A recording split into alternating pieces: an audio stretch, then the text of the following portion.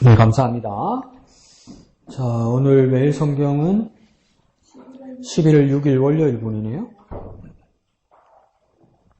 11월 6일 월요일 욥기 3장 1절에서 마지막 26절까지요.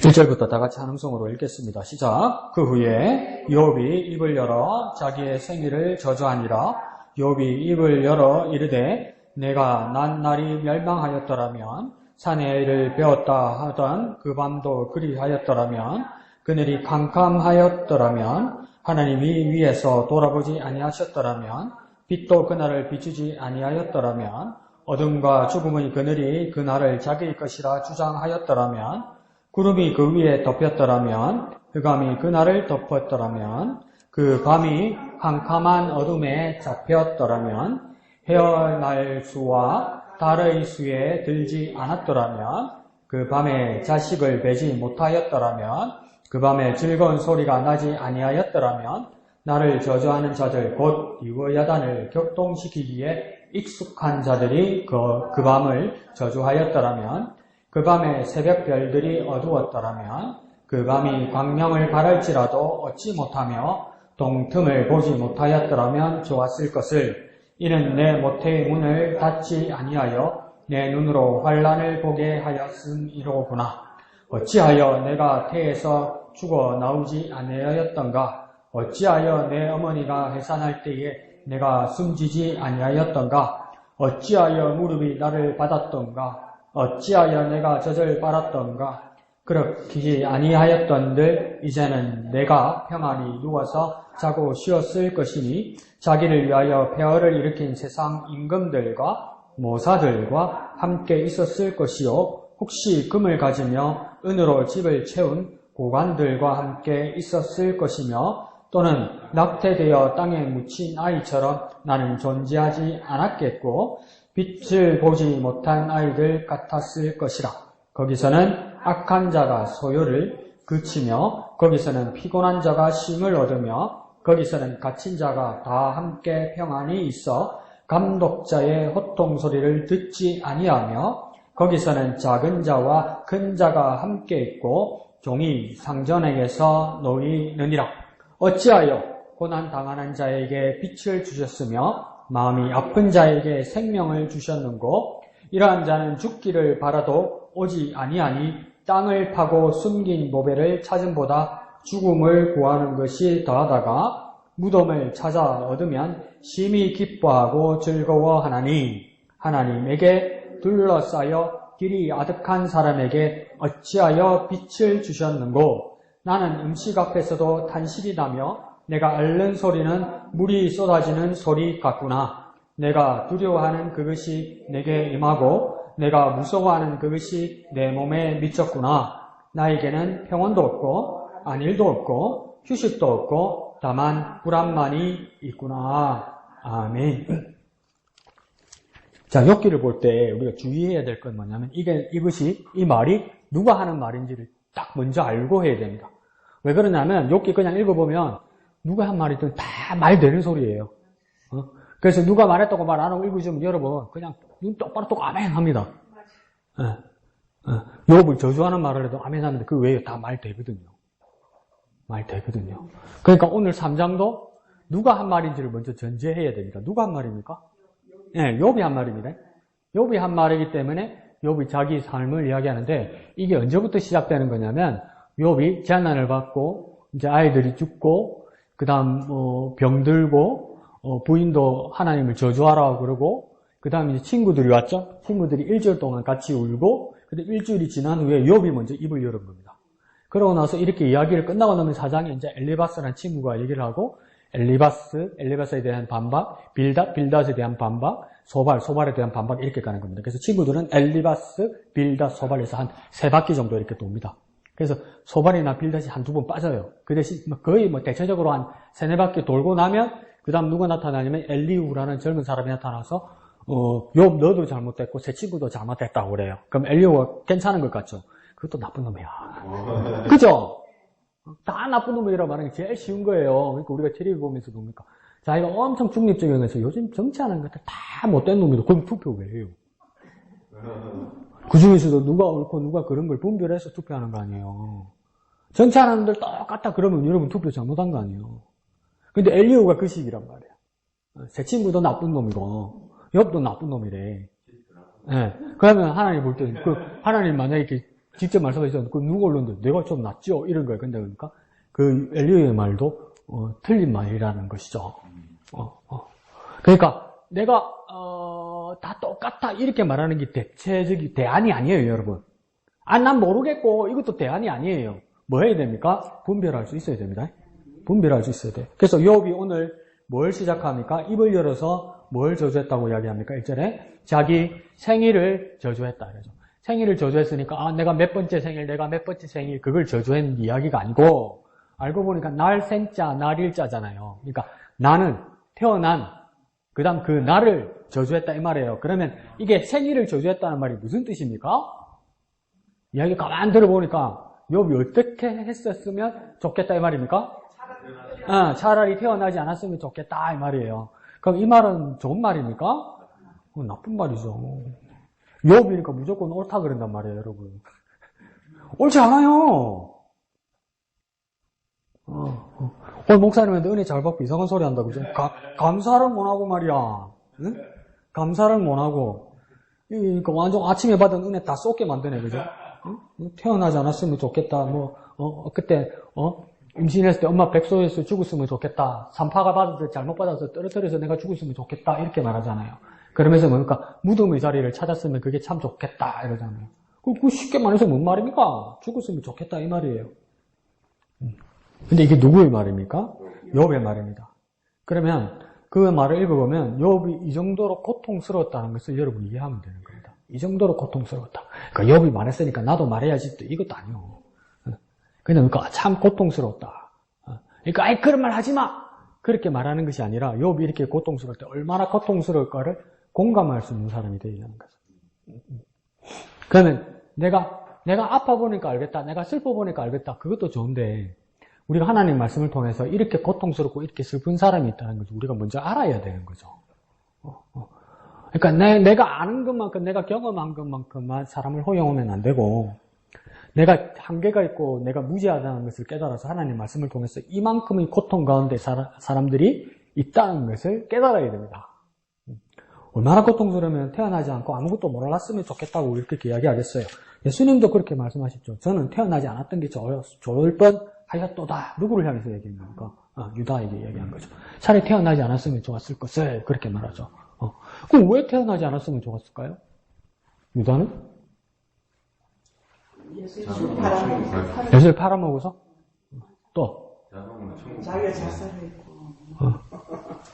자동으로 천국, 태어나지 않으면 그냥 자동으로 천국이니까 그대로. 태어나지 않으면 자동으로 천국이니까. 그 말도 맞고. 자살해서 그렇다고 말도 맞고. 은산십에 예수님 가치를 그렇게 밖에 못 만들어서 그 말도 맞고. 그 예수님의 심정으로 한번 생각해 볼까요? 예수님 심정으로 한번 생각해 봅시다. 그러니까 우리의 손해와 이익, 그러니까 우리의 축복과 저주의 관계로 생각하면 천국 못 간 것 같고 자살한 것 같고 이래서 차라리 태어나지 않았으면 여러분 지금 뭘 생각하는 겁니까? 본전이다 이렇게 생각하는 거죠. 욥도 뭡니까? 본전이다 이거죠. 안 태어났으면 차라리 죽었으면 본전이다 이거죠. 그 누구의 입장입니까? 자기 자신의 입장이에요. 근데 예수님은 유다를 향해서 뭐랬냐면 저는 차라리 태어나지 않았으면 좋을 뻔하였도다. 이 예수님의 마음은 어떤 마음일까요? 한번 생각해 볼까요? 안타까움. 왜 안타까울까요? 지옥 가고 하니까 안타깝다. 또 왜 안타까울까요? 보니까 너무 안타깝죠. 그러니까 왜 안타까우냐고. 그러니까 성자인도 예수님을 팔아야 되는 그 부분이 굉장히 큰 그거니까, 죄니까. 예수님 성경에? 다시요. 그러니까 어떻게 보면 성자 하나님인데, 네. 하나님이 원래 가장 큰 죄가 네. 성령을 해방하는 죄가 가장 큰 죄. 그 성자인 그 분을 이렇게 판다는 것은 굉장히 큰 죄 있지 않느냐. 뭐라고요? 배반. 해방? 배반. 배반. 배반. 배반은 뭐 여러 가지 할 수도 있는데 좋은 것 같습니다. 왜 예수님은 안타까울까, 유다가?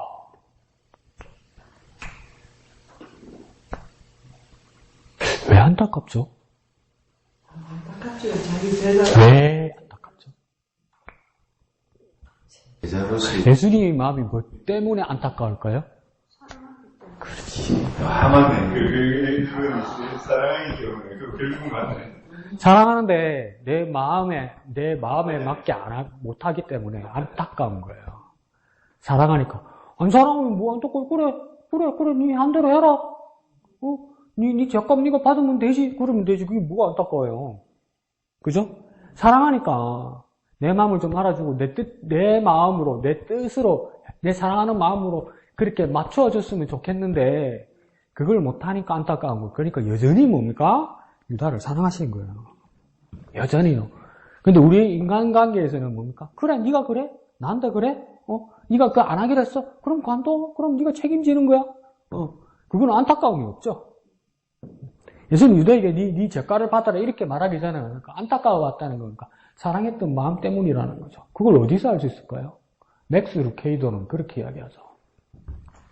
그러면 가룟 유다가 예수님을 팔 줄 예수님이 가룟 유다가 예수님을 배반하고 팔 줄 알았을까요? 몰랐을까요?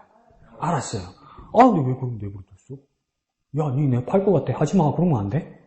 사랑한다면 왜 가만뒀어요? 그것도 미스테리죠. 그죠? 모든 이 성경은 이제 어떻게 보면 그때 상황을 통해서 모든 사람들에게 알려주고 그런 거 이렇게 사랑이라는 것도 전하고 어떤 대중 이런 부분을 이제 성경을 통해서 널리 알려야 되는 그런 규칙이 있기 때문에 그러면 유다는 희생당한 거네, 그죠? 그런 거 소개 하나 해주시죠. 기회를 주셨다? 언제?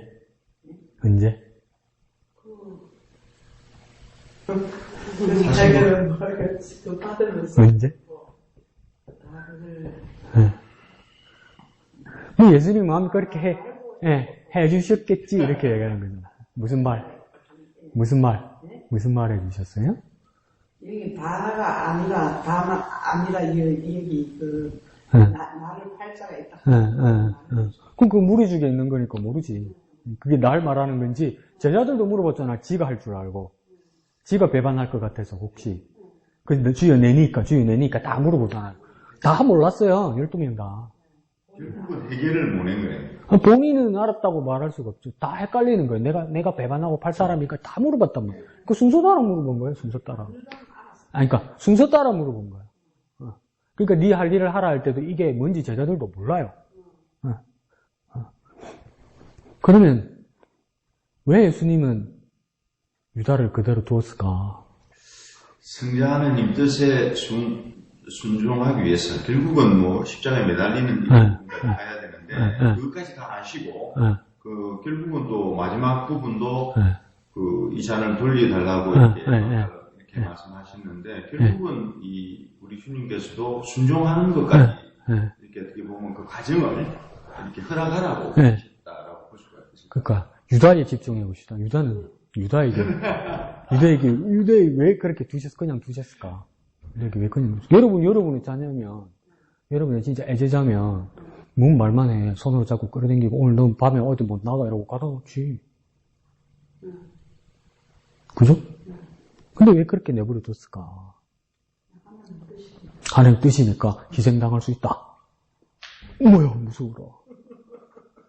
그 하나님 뜻이 누구라도 희생시킬 수 있다는 거예요? 날 위해서? 내가 구원받아야 되니까 유다는 희생당해도 된다는 말이에요? 뭐야? 맥스 퀘이드가 어떤 이야기를 하냐면, 그렇게 얘기해요. 내가 예수님이었다면, 예수님 분명히 알고 있어요. 유다가 예수님 팔자인지. 그런데 식사를 마치시고 나서 제자들의 발을 씻어요, 예수님이. 그죠? 근데 그 11명만 씻었습니까? 12명 다 씻었습니까? 12명 다 씻었죠. 여러분이 예수님이면 유다의 발을 씻겠습니까? 안 씻겠습니까? 못 씻죠. 근데 예수님은 유다의 발을 씻었단 말이에요. 여전히 기다리고 계셨단 말이에요. 왜 낮은 자리까지 하면서 가장 비천한 발 씻는 일을 했었을까? 그 제자들이 엄청 의아했단 말이에요. 이런 일은 그 유대교 역사에, 이스라엘 사람 역사에 선생님이 제자의 발을 씻는 일은 없단 말이에요. 엄마가 아이의 발을 씻지도 않는단 말이에요. 성인이 되면. 가장 더러운 거니까. 가장 비천한 일이니까. 그러니까 이거는 유다만 당황한 게 아니고 12명이 다 당황했어요. 그래서 베드로가 주여 내 발을 씻을 수 없나이다. 그러니까 예수님은 내가 네 발을 씻지 않으면 내가 너와 상관이 없다. 그래요. 그게 무슨 말일까? 모르죠, 제자들은 처음에. 우리도 들으면 처음에 무슨 말인지 모르죠. 그래서 우리가 지어낸 말이 뭡니까? 섬김의 자리라 이러잖아요. 그 말이 어디 있어요, 그게. 근데 예수님은 뭐입니까? 네가 선생으로, 네가 너희들이 나를 선생으로 아느냐? 근데 내가 선생으로 너희의 발을 씻었다고 이야기해요. 그때도 무엇입니까? 여전히 유다는 예수님의 제자였어요. 그럼 그 마음이 어디서 왔을까? 여전히 그 순간에도 뭡니까? 네 할 일을 하라 그러고 떡빵 먹을 때까지 찍어주고 팔자가 내니까 일단 네가 말을 하였다. 네가 할 일을 예수님 하지 마라 안 했지. 누가 하지 말라고 했어요. 네 할 일을 속히 하라고 그랬잖아요. 그러면 야, 네 할 일을 속히 하니까 내가 할 일은 예수님의 할 일인가? 그 할 일이 아니에요, 여러분. 오해하시면 안 돼. 네 할 일을 속히 하라니까 네 날 팔기로 예정되어 있지 않느냐. 그러니까 내 팔 일을, 나 예수를 팔 일을 속히 하라. 어느 선생이 그렇게 이야기해요? 어느 엄마가 그렇게 이야기해요? 어느 아빠가 그렇게 이야기해요? 네 할 일이 뭐냐고 물어보는 거예요. 네 할 일이 뭐냐고 물어보는 거예요. 팔기로 예정됐으니까 빨리 가서 팔아라. 그 이야기 아니에요. 돈 좀 잘 받아라. 30냥 말고 한 5, 60냥 받아와라. 이 이야기 아니란 말이에요. 그러니까 그렇게 말하고 나서 어떡합니까? 제자들의 발을 씻는단 말이에요. 여전히 그 발은 누구의 발도 있습니까? 유다의 발도 있어요. 예수님 여전히 유대에게 기대하고 기다리고 계셨어요. 여전히. 살다 처음 들어보는 말이죠. 그건 마음껏 내 생각이라서 그래. 근데 순서가 그렇잖아요, 순서가. 그래서 맥스도 걔라고 했는데, 많은 성경, 여러 성경들을 연구하고 찾아보았다. 예수님이 제발 유다의 발만은 씻지 않은 시기를. 근데 어디를 찾아봐도 예수님이 유다의 발만을 씻지 않았다는 기록이 아무 데도 없다는 거예요. 아무 데도. 마지막 그때까지. 발 씻은 물이 마르기 전에 유다가 밖에 나가서 예수님을 팔려고 제사장을 만나서 협상을, 그때까지도 예수님은 유다를 향해 여전히 기대하고 있다는 거예요. 여전히 예수님은 유다를 향해 기대하고 있어요. 뭐 때문에 그렇습니까? 여전히 예수님이 유다를 사랑하셨단 말이에요. 그러니까 차라리 제가 나지 않았으면 좋을 뻔하였다. 그렇게 말씀하시는 거란 말이에요. 안타까운 사랑의 마음이랍니다. 그러니까 여러분도 영혼을 대하고 사람을 대할 때 그런 마음을 대해야 된단 말이에요. 여러분 자신에게도 하나님 앞에서 가치를 그렇게 생각해야 된단 말이에요. 이왕 베린 몸 이런 식으로 살지 마요, 이제. 여전히 끝까지 저와 여러분을 사랑하시고 유다에게도 끝까지 기대하셨다는 거예요. 끝까지 마지막까지. 네. 그렇게 이해하시면 좋겠습니다. 그런데 이제 여기서 오늘 본문에서 욥은 뭡니까? 자기 생일을 저주하고 나지 않았으면 좋겠다고 이렇게 고통스러워하는 이 모습에 대해서, 이 욥의 고통에 대해서 하나님이 욥의 말을 그대로 듣고 계시다는 거예요. 여전히 함께 계시다는 거예요. 그러니까 욥이 상상하지 못하는데 함께 계시다는 거예요. 그러니까 여러분 이거 자꾸 너무 쉽게 여러분 우리식으로 퉁치고 그냥 묶어버리면 안 돼요. 생각들을. 뭐냐면 욥이 지금 하나님이 내 곁에 계시다는 걸 믿기 때문에 이 말 한 거 아니에요. 그걸 말하면 안 돼요, 여러분. 이거 먼저 물어봤어야 되는데. 욥이 이 3장의 고백을 할 때 욥은 여전히 하나님이 자기 곁에 계시다고 믿었을까요? 몰랐을까요? 몰랐단 말이에요. 근데 여러분 처음 물어보면 아멘, 하나님 함께 계시면 믿습니다. 그랬겠지. 근데 모른단 말이에요. 모르니까 이런 식으로 말한단 말이에요. 그러니까 욥은 언제부터 몰랐냐면 사단하고 협상할 때, 하나님이 사단하고 내기할 때도 사단하고 내기할 때도 욥은 몰랐단 말이에요. 몰랐단 말이에요. 그러니까 우리의 믿음을 다시 정립할 게 뭐냐면 내가 느끼지 못해도, 내가 알지 못해도, 내가 모르는 것 때문에, 내가 알지 못하는 것 때문에 하나님이 없는 게 아니란 말이에요. 내가 모르고, 내가 느끼지 못하고, 내가 깨닫지 못할지라도 하나님이 내 일거수일투족에 대해서 듣고 계시고, 알고 계시고, 함께하고 계시다 이 말이에요. 욥은 이렇게 말을 내뱉고 있을 때 하나님이 없기 때문에 하나님 어디 계십니까? 이렇게 찾는 격이란 말이에요, 지금. 그러니까 원망한단 말이에요. 죽었으면 좋겠다고 이야기한단 말이에요. 하나님 앞에서 내 죽었으면 좋겠습니다. 말할 배짱이 있는 사람이 세상에 어디 있어? 하나님이 없고 하나님이 지금 곁에 안 계시다고 생각하기 때문에 내가 죽었으면 좋겠습니다. 이렇게 말하는 거 아니야. 아, 하나님 앞에서 죽었으면 좋겠습니다. 한 사람 있네. 누굽니까? 이러지 말고 누굽니까? 요나잖아, 요나. 내가 사는 것보다 죽는 게 낫겠습니다. 눈 치고 뜨잖아, 요나가. 그 정신 나간 인간 하나 있네. 근데 욥은 뭡니까? 몰랐단 말이에요. 몰랐단 말이에요. 근데 여기서 그래서 여러분 정리해야 될 게 뭐냐면 하나님이 나와 함께 계심을 몰랐고 부정하고 싶고 지금은 안 계시다고 내 생각이 들지라도 그렇다고 내 생각에 따라 하나님이 있고 없고가 된다 안 된다? 안 된단 말이에요. 내 생각에 따라 하나님이 있고 없고가 안 된단 말이에요. 더 냉정하게 말씀드려볼까요? 내가 깨닫고 안 깨닫고에 따라 하나님이 있고 없고가 안 된단 말이에요. 그러면 내가 알든 모르든 깨닫든 깨닫지 못하든 하나님은 여전히 나와 함께 계시다가 정답이란 말이에요, 이게. 이게 정답이란 말이에요, 이게. 근데 이게 맹점이 뭐냐면 여러분 조금 어렵게 오늘은 가볼게요.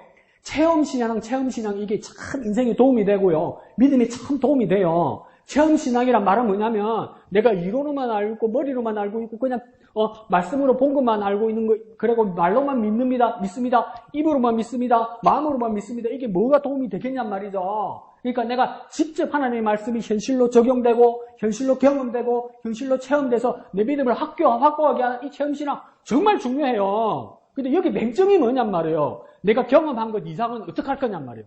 내가 경험하지 못한 건 뭐 어떻게 할 거냔 말이에요. 그걸 안 믿을 거요? 안 믿을 거요? 경험 안 했는데? 체험 안 했는데 어떻게 믿어요? 그건 뭡니까? 내가 믿든 믿지 않든, 내가 경험하든 경험하지 않든, 내 경험한 것을 넘어서더라도 그 위에 하나님, 그 너머에 하나님 여전히 계시다는 거요. 여전히 계시다는 거예요. 여전히 계시다는 거예요. 그러니까 체험신앙이 나에게 도움이 되지만 그건 나에게 체험이 되고 경험이 되고 기억이지 절대적인 게 아니에요, 여러분 제발. 절대적인 게 아니에요. 그 내가 경험한 것 때문에 다른 사람한테도 강요하고 다른 사람들에게 적용시키려면요, 그거 뭡니까? 덧납니다, 잘못하면. 네? 네? 저게 오늘 뭐라 카노 싶으죠? 아니, 그러니까, 내게는 정말 역사하신 하나님이 맞는데, 그것 때문에 내가 살아계신 하나님을 믿는 건 맞는데, 그걸 넘어서는 하나님이란 말이에요. 지금 욥도 뭡니까? 욥에게도 뭡니까? 그런 하나님이란 말이에요. 하나님이 하나도 안 보이고, 하나님이 글자 하나도 안 나오고, 지금 자기 상황만 이야기하고 있는데, 그래서 뭡니까? 이 가운데 하나님이 여전히 보고 계시단 말이에요. 여전히 함께 하고 계시단 말이에요. 그러니까 내가 흔들릴지라도, 내가 믿지 않을지라도, 내가 깜빡할지라도, 하나님 나하고 똑같이 깜빡하거나, 나하고 똑같이 잊혀지거나 그런 하나님 아니에요.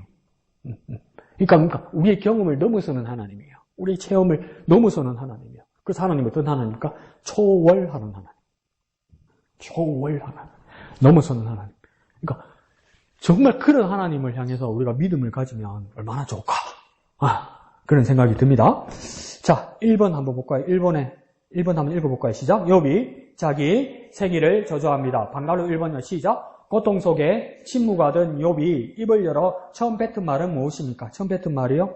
3절에 뭐라고 이야기합니까? 내가 태어난 날이 멸망하였더라면, 그러니까 내가 태어나지 않기 위해서 차라리 세상이 지구가 멸망했더라면 이렇게 얘기하는 거죠. 지구 멸망할 때 나도 같이 죽었으면 그랬으면 좋았을 것을. 그 다음 뭡니까? 사내 아이를 배웠다 하던 그 밤도 어떻게 했으면 좋겠다고요? 그리하였다는 말은 그리는 뭔 말입니까? 어떻게 했으면 좋겠다는 겁니까? 그 밤이? 똑같은 말이죠. 멸망하였더라면 이 말이죠. 그리하였다는 뜻은 구체적으로 뭡니까? 멸망하였더라면 이 말이죠. 그러니까 태어나지 않았더라면 좋겠다. 그리고 뭡니까? 태어나서 바로 죽었으면 좋겠다. 그 다음 더 뭡니까? 독하게 지금이라도 죽었으면 좋겠다 이 말이에요. 그러니까 내가 죽으면 같이 없어지니까. 그러니까 내 기억에는 없어지죠. 내 의식에는 없어지죠. 근데 뭡니까? 내가 당했던 고통은 그 사건과 그 역사가 사라집니까? 안 사라져요. 안 사라져요. 그러니까 그런 사람들 있잖아요. 건강진단장애는 절대 안 맞는데 뭐 큰 병 나올까봐. 내가 모른다고 그 병이 없어집니까? 근데 그런 사람 많아요. 의사도 그런 의사들 있대요. 자기 건강진단 아는데 뭐 큰 병 나올까봐 무서워서. 그러면 내가 모르면 그 병은 내한테 없습니까? 그렇게 자기 생각이 막 좁아진단 말이에요. 근데 욥도 지금 그렇게 생각한단 말이에요. 내가 없어지면 세상이 멸망하고 지구가 멸망한 줄 안단 말이에요. 아니요. 지구는 멀쩡히 살아있어요. 내가 오늘 죽어도 내일 아침에 해 떠요. 우리 상가집에 와가지고 나는 죽어서 저 병풍 뒤에 있는데 사람들 전문하러 와서 밥 먹고 그래요. 다 살아서. 그 욥이 너무 힘들었구나 이렇게 생각하세요. 자, 방가로 2번 시작. 욥이 자기 세기를 저주하는 이유는 뭡니까? 자기를 전에 10절 하반절에 뭐라고 되어 있습니까? 내 눈으로 환난을 보게 하였기 때문에. 내 눈으로 환난을 보게 하였다 이 말은 뭡니까? 무슨 말인지 알아야 되겠죠, 그죠? 내 눈으로 환난을 보게 하였다 이 뜻이 뭡니까? 내 눈으로 환난을 보게 하였다. 이걸 이렇게 그냥 직설적으로 해석하면 내 눈이 지금 뭘 보고 있는 겁니까? 환난을 보고 있다. 그럼 누가 환난 받는 겁니까? 그러니까 욥이 하지 말고 내 눈이니까 내가 이 말이죠. 나 욥의 눈으로 나 욥이 환난을 당하는 것을 내가 보고 있다. 이게 무슨 뜻입니까? 내가 지금 살아서 고난을 겪고 있다. 현재형이란 말이에요. 현재형. 그러니까 자기 생일을 저주한 이유는 뭐냐면 내가 살아서 생생하게 고난을 겪고 있다는 것을 느끼고 있다. 이것만한 고통은 없다 이 말이에요. 이것만한 고통. 그러니까 사람들 뭐랍니까? 마음이 괴롭거나 통증이 뭡니까? 차라리 죽었으면 좋겠다 하는 말이 이게 뭡니까? 생생하게 살아서 느끼고 있기 때문에 그렇다는 거예요. 그러니까 우리는 아주 쉽게 말하죠. 내가 당하는 고통이 아니고 내가 당하는 고난이 아니기 때문에 믿음을 가지세요. 그렇게 부정적인 말 하지 마세요. 그렇게 막 떨어지지 마세요. 그렇게 말할 수도 있는데 그렇게 말하는 이유는 뭡니까? 내가 그렇게 그 사람이 그렇게 말하는 이유는 내 자신을 냉정하게 돌아보면 내가 어떻기 때문에 아파하지 마세요. 아프다 말하지 마세요. 믿음 가지세요. 절망하지 마세요. 내가 왜 그렇게 말하는 것 같습니까? 냉정하게 나를 바라보면 나는 왜 그런 말을 하는 것 같아요? 나는 아프지 않으니까. 나는 그만큼 고통스럽지 않으니까. 더 쉽게 말해볼까요? 난 모르니까. 그냥 하는 말이요, 그게. 쉽게 뱉어버린단 말이에요, 그게. 네. 진짜 고통스럽고 아파하는 마음으로 내가 같이 기도하겠습니다. 이 고통을 이겨냅시다. 이러면 그거는 틀린 말은 아니죠. 근데 정말 내가 진짜 안 아프기 때문에 아픈 사람에게 내가 고난이 없기 때문에 고난이 있는 사람들에게 고난스럽다, 고통스럽다 말하지 말라는 말은 아무런 위로가 되지 못한다. 그러면 똑같이 부정적으로만 니도 죽고 내도 죽고 그렇게 하자는 말이 아니라 그 고통에 대해서 공감할 수 있고 기도할 수 있어야 됩니다. 그러니까 하나님이 하나님 앞에서 대적해서 우리가 죄인 된 거 하나님 모릅니까?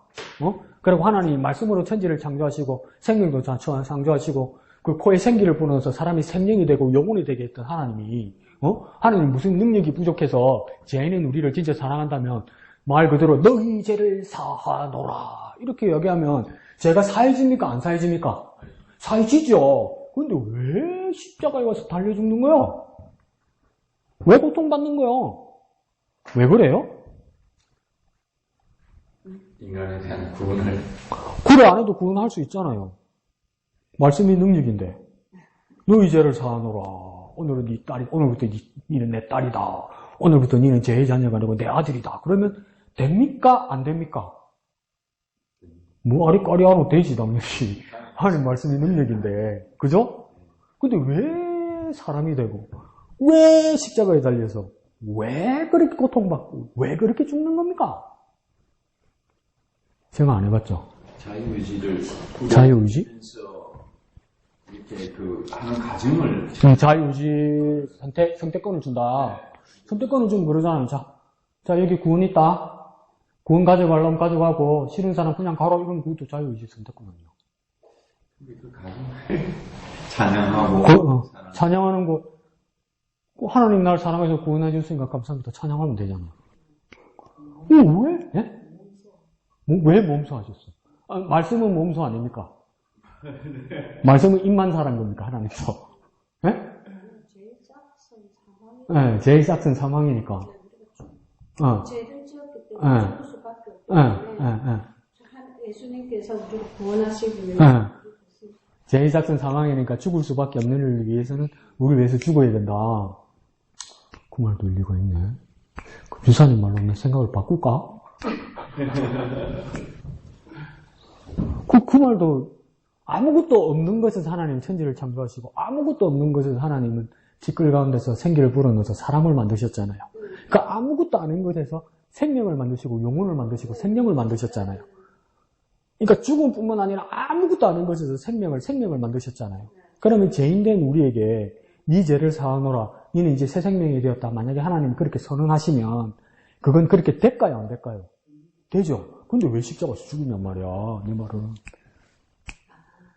항상 하나님께서는 어떤 그 가정의 조그마한 가정을 보시더라고요. 그러니까 500미어 가정도 어떻게 보면 그 어린애가 뜻 5개요, 9마리에 대한 조그마한 그에 대한 걸 가지고 있는 거에 대해서 굉장히 큰 그걸 이렇게 하시고 거기에서 이렇게 마지막 축복도 주시고 가정을 이렇게 보시고 작은 거에서 이렇게 하시고 과정이 십자가의 사건 안에 어떻게 연관이 될까요? 그러니까 이 사람들이 아까도 말씀드린 전반적으로 이렇게 우리 예수님이 하시는 걸 착 사역하시는 걸 제자들이 보이게끔 이게 또한 우리 인류의 이제 지나온 사람들이 다 보는 성경으로 하나 완성이 되거든요.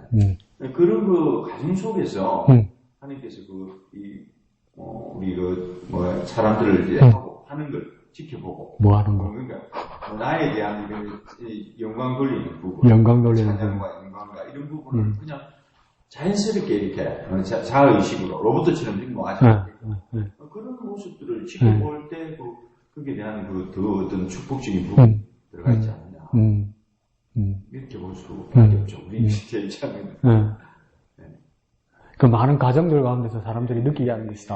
사랑을 또 표현하는 걸 사랑을 표현하는 것이다. 근데 여러분 보세요.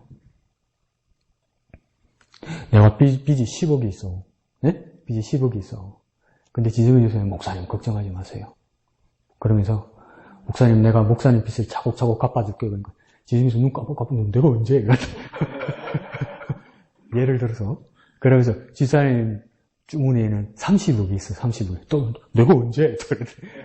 30억이 있어서 강 목사 빚을 갚아주기 위해서 간혹 가다가 한 번씩 1억씩, 간혹 가다가 2억씩, 간혹 가다가 1,000만 원씩, 간혹 가다가 2천만 원씩 이래서 차곡차곡 해서 갚아주셨어.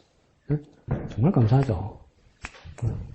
근데 막 저는 계속 은행에 똑똑 전화를 받고 막 이제 협박을 받고 이러는 거야. 그때마다 이제 지정희 집사님이 와서 그때 돈을 갚아줬단 말이에요. 감사하죠. 근데 내가 나중에 알았어. 지정희 집사님 계획이 재산이 한 50억 있기 때문에 10억을 강 목사 빚 정도는 갚아줄 마음이 있었어. 그럼 나는 어떤 마음이 되겠어요? 그냥 한 번에 주지. 뭘 띄엄띄엄 찔끔찔끔 줘서 사람을 이렇게 10년을 넓게 10년 감수하게 그런 마음이 들지 않겠어. 그럼 반대로 감사하기도 하지만 10억, 1억, 2억, 1,000만 원, 2천만 원 이렇게 도와주는 게 더 극적이겠어요. 안 그러면 한꺼번에 10억을 탁 갚아주는 게 극적이겠어요. 그렇죠? 단번에 하는 게 극적이죠. 그렇죠. 그럼 예수님이 십자가에서 죽으면 안 되지. 그냥 하나님 용서해줄게. 이러면 그게 더 극적이잖아. 그죠? 왜 십자가에 죽으셨을까? 한 가지만 생각합시다. 오열한 주님님 마음도 맞지만, 네? 대신해서 대속물이 되어주시고. 네, 그래. 그 대속물 안 돼도 되잖아요. 그냥 용서해준다 하면 되잖아요. 그죠? 쉽게 말해서 그 고생 안 해도 되잖아요. 그 고생 안 해도 되잖아요. 안 해도 용서하고 하나님 나라 우리 부를 수 있잖아요. 하나님 능력이. 왜 그렇게 하셨을까? 2장만 말씀해 봅시다. 공감입니다. 공감. 내가 하나님을 공감하는 게 아니고요. 하나님이 우리를 공감하기 위해서 그렇게 하셨다는 거예요. 또 공감이란 말을 더 우리식으로 한번 바꿔볼까요? 같이 느끼려고요. 같이 느끼려고요. 더 쉽게 말해볼까요? 얘들이 이렇게 힘들었구나 느끼시기 위해서 그렇게 하신 거예요. 그렇기 때문에 이 사람들이 구원이 절박하다는 것을 하나님이 직접 느꼈단 말이에요. 직접 느꼈단 말이에요. 그래서 몸을 입었단 말이에요. 그래서 고통받았단 말이에요. 그래서 십자가가 있었단 말이에요. 그러니까 우리가 십자가를 볼 때 우리가 십자가를 보고 감격할 수 있는 여러 이유 중에 하나는 이 십자가에서 십자가 때문에 내가 구원받았다는 것도 있지만 하나님이 나와 공감하시고 같이 느끼시는 하나님이란 말이에요. 하나님이 어떻게 감히 십자가에 달리실 수 있습니까? 사람이 되어서 십자가에 달렸단 말이에요. 어떤 사람들은 그 말을 반대하지만 루돌프가 아니지. 위르겐 몰트만은 뭐라고, 독일의 위르겐 몰트만은 뭐라고 가장 직접적으로 말했냐면 십자가에 달리신 하나님을 보라고 이야기해요. 하나님 십자가에 달릴 수 있습니까? 달릴 수 없어요. 그런데 뭡니까? 사람이 되어서 그가 달렸다는 건 뭡니까? 십자가에 달리신 하나님을 보라고 이야기해요. 있을 수 없는 일이 일어났다고 이야기해요. 그 있을 수 없는 일이 왜 일어났냐는 말이에요. 우리가 공감하기 위해서. 우리 제약된 삶, 우리의 고통스러운 삶을 느끼기 위해서. 그러면 우리가 그리스도인으로서 우리 지체들의 고통에 대해서 우리가 어떻게 느껴야 되겠습니까? 우리가 공감할 수 있어야 돼요. 원리, 원칙, 방법, 해결점 이걸 가르쳐 주는 것보다 뭡니까? 공감할 수 있어야 돼요. 원리, 원칙, 방법, 해결점 다 뭡니까? 새 친구들이 다 이야기했어요. 근데 그게 적용이 안 되더라는 거예요. 왜 안 됐을까요? 공감이 안 되니까. 자기 일이 아니니까. 그러니까 뭐냐면 우리 죄된 삶을 자기 일처럼 느끼기 위해서 예수님께서 이 세상에 오셔서 십자가에 못 박혔단 말이에요. 자기 일처럼 느끼기 위해서. 자기 일처럼. 그러면 우리의 고난받는 지체들을 위해서니까 자기 일처럼 느끼게 된단 말이에요. 자기 일처럼. 자기 일처럼. 그리고 우리가 고난 가운데 있을 때 그러니까 나만 겪는 고통이라고 여기지 말란 말이에요. 그러니까 하나님이 몸소 내 고통을 느끼고 알고 계시다는 것. 그걸 놓치지 말란 말이에요. 하나님이 내 고통을 이기게 하시고 극복하게 하시고 내게 상 주시는 분이라는 걸 믿는 건 맞는데 그거보다 더 중요한 건 뭐냐면 하나님이 이것에 대해서 내 고통에 대해서 정확하게 알고 계시고 똑같이 느끼고 계시다는 것에서 위로부터 시작돼야 돼요, 여러분. 위로부터요. 하나님이 아픈지 하나님이 힘든지 내 고통에서 아시는지 그건 모르겠고 어쨌든 간에 하나님이 해결해 주실 거야. 이것도 괜찮은데 그러면 예수님이 오실 필요도 없고 성령께서 내 속에 내주하실 필요도 없어요. 내 속이 그래 좋습니까, 여러분? 내 마음이 그렇게 좋습니까? 내 영혼의 환경이 그렇게 깨끗합니까? 그런데 성령은 왜 이 안에 들어와 계신 겁니까? 나를 위해서 와 계신 거 아니에요. 나와 함께 하시고 나를 느끼시기 위해서 오시는 거 아니에요. 응? 그러면 그러니까 하나님과 나 사이에 뭐가 있고 공감이 있어야죠. 하나님은 적극적으로 우리를 느끼시고 우리를 이해하시고 우리를 아시기 위해서 세상에 오셨고 세상에 오신 것으로 끝나는 것이 아니라 이제 우리 속에 성전 삼아 우리 삶과 함께하고 계시단 말이에요. 네? 그러면 우리의 일생일대의 목적이 뭐가 되어야 되느냐? 내가 하나님과 하나님의 마음을 느끼려고 해야 돼요. 깨달으려고 해야 된단 말이에요. 어떻게 하면 빼먹을까? 그것만 생각하지 말고 어떻게 하면 응답 받아가지고 어떻게 하면 얼마 넣어가지고 얼마만큼 뻥튀기 해서 응답 받을까? 그것만 생각하지 말고 그 하나님의 마음이 무엇일까? 하나님의 뜻이 무엇일까? 하나님의 어떤 심정일까? 그걸 다 알려고 해야 된단 말이에요. 그러면 그 하나님의 뜻과 하나님의 마음을 알기 위해서 어떤 희생이라도 감내할 수 있어야 돼요. 이제는 성숙한 그리스도인이라면 감내할 수 있어야 돼요. 감내해서 예수 믿어서 구원받고 좋죠. 예수 믿어서 부유하고 좋죠. 예수 믿어서 건강하고 좋죠. 예수 믿어서 행복하고 좋죠. 그런데 예수 믿은 것 때문에 내가 건강을 해치고 예수 믿은 것 때문에 내가 인간들과 관계가 깨지고 예수 믿은 것 때문에 내가 손해보는 것이 있을지라도 그 가운데서 그럼에도 불구하고 내가 하나님의 마음을 깨닫고 느끼기를 원합니다. 이게 성숙한 그리스도인이란 말이야. 그러니까 욥에게도 그 과정을 지금 지나고 있는 거예요. 욥이. 그러니까 이걸 뭡니까? 우리 동네 말로 헛고생 안 하는 거죠. 욥이 지금. 헛고생. 근데 계속 물어보잖아요. 여러분한테 계속. 욥이 7남 3녀가 앞에 죽었잖아요. 7 아들과 3 딸이 죽었잖아요. 그러고 나서 마지막 42장 가니까 다시 부인하고 부인 사이에서 7 아들과 3 딸이 나오잖아요. 그러니까 7남 3녀 잃었는데 마지막에 7남 3녀 다시 얻었잖아요. 그러면 행복합니까? 엄마들이요. 물어봅시다. 그러면 행복해집니까? 전에 죽었던 애들이 없어집니까? 그 아픔이 없어집니까? 부자했어요. 근데 우리는 어떻게 결론 내립니까? 7남 3녀 잃었다가 7남 3녀 얻었네. 금메달 7개, 또 은메달 3개 다시 딴 겁니까, 그게? 자식이 그렇게 됩니까? 그럼 욥은 여전히 죽을 때까지 그 아픔은 가지고 있는 거예요. 그때 죽었던 아이들. 가지고 있는 거예요. 그죠? 근데 목사님 늙어서 해보이소. 기억은 희미해지고, 또 손주들 저런 봐도 얼마나 위로가 되고 행복한데요. 많이 무뎌지긴 했을 거예요. 무뎌질 수도 있죠. 없어지진 않겠지만. 네. 그죠? 어머니들 연세 드니까 그 마음은 들겠죠. 근데 없어지진 않겠죠. 그러니까 그 아픔 하나는 가지고 세월호 부모님들, 그 다음 이태원 참사의 부모님들, 이런 사람들 뭐라고 이야기했냐면, 자식이 죽어놓으니까, 처음에 자식이 죽었다고 그랬잖아요. 큰 바위가 내 앞에 퍽 떨어지는 것 같더래. 그래서 제대로, 정신이고, 마음이고, 몸이고 못 가는 게 있더래요. 근데 지금은 뭐라고, 그러니까 진상규명해달라고, 사실을 밝혀달라고 막 나와서 뛰잖아요, 부모들이. 그러면 사람들이 물어보는데, 좀 괜찮아졌습니까? 이런데요. 전에하고는 좀 달라졌죠. 전에하고는 좀 달라졌는데요. 그 바위하고 얼마나 씨름해서 구르고 굴렀는지, 그 뾰족하고 거칠던 바위가 둥글둥글해졌는데, 그 바위가 이제 내 머리와 내 몸을 누르는 것이 아니라, 내 가슴에 콕 박혀 있습니다. 사라지지 않는단 말이에요. 사라지지 않는단 말이에요. 네. 그 욥에게도 사라지지 않겠죠. 그럼에도 불구하고 욥은 무엇입니까? 하나님을 알게 됐다는 겁니다. 하나님을 알게 됐다는 거예요. 그 희생을 감내하고 하나님을 알게 됐다는 거예요. 죄송합니다. 하나님을 아는 일에 많은 희생을 감내해야 될지도 몰라요. 많은 손해를 봐야 될지도 몰라요. 근데 이런 말하면 목사가 인기가 없겠죠. 근데 욥은 감내했습니다. 한번 나눈 1번 한번 볼까요? 시작. 욥은 삶이 너무 고통스러워서 태어난 날을 원망하기까지 했습니다. 내 삶에서 가장 고통스러웠던 때는 언제인지, 그때 심정이 어땠는지 이야기해 봅시다. 두 가지 물어보는 겁니다. 1번, 내 삶에서, 그러니까 다른 거 아닙니다. 다른 사람 삶이 아니고 내가 인생을 지금 살아오면서 60평생, 70평생, 50평생 살아오면서 내 개인적으로 정말 고통스러웠던 때는 언제인가?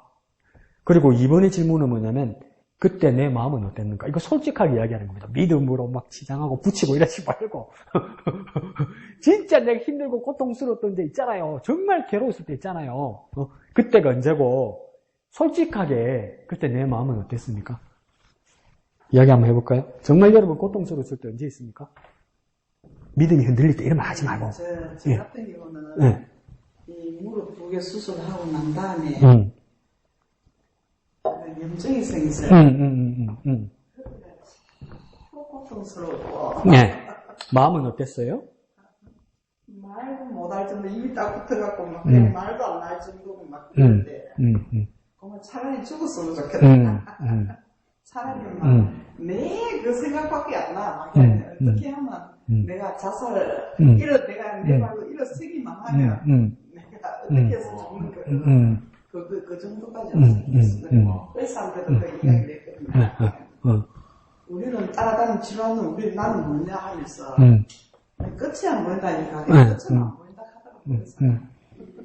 끝이 안 보이게 저도. 네, 좋습니다. 또 다른 분. 어떤 일이 있을 때, 내가 인생을 살아오면서 어떤 때가 가장 고통스러웠습니까? 내 눈을 바라봐. 내 눈을 바라봐. 내 눈을 바라봐. 내 눈을 바라봐. 아직까지 그런 거 고통을 못 느껴봤어요. 고통을 안 느껴봤어요? 그런 일 없어요? 아니요. 시부모님께서 음식 오신다고 하길래 오시다고 내가 그랬는데 이놈은 세 명이서 저희끼리 얼마 안 살았다. 나는 그런 마음 한 번도 가져본 적이 없는데 재산을 노리고 오래 했다고. 모함을 해서 신우들이 모함해서 고통스러웠다. 그 심정은 어땠어요? 마음은 어땠어요? 너무 찢어지게 아팠죠. 찢어지게? 그러니까 더 심정을 구체적으로 할까요? 마음이 차라리 어땠으면 좋겠었어요? 아니 그러니까 내가 그때마다 시청에서 임시로 뭐 했었거든요. 피곤해가 오면서 대문 딱 키를 넣는 순간 나 그때까지는 몰라요. 의식이 없어가 쓰러져가지고 대문한테 쓰러졌거든요. 그렇게 뒷집 아저씨가 자기 집수리 하고 있다가 그러니까 마음은 어땠어요? 정황은 그만하고 마음은 어땠어요? 굉장히 아팠죠.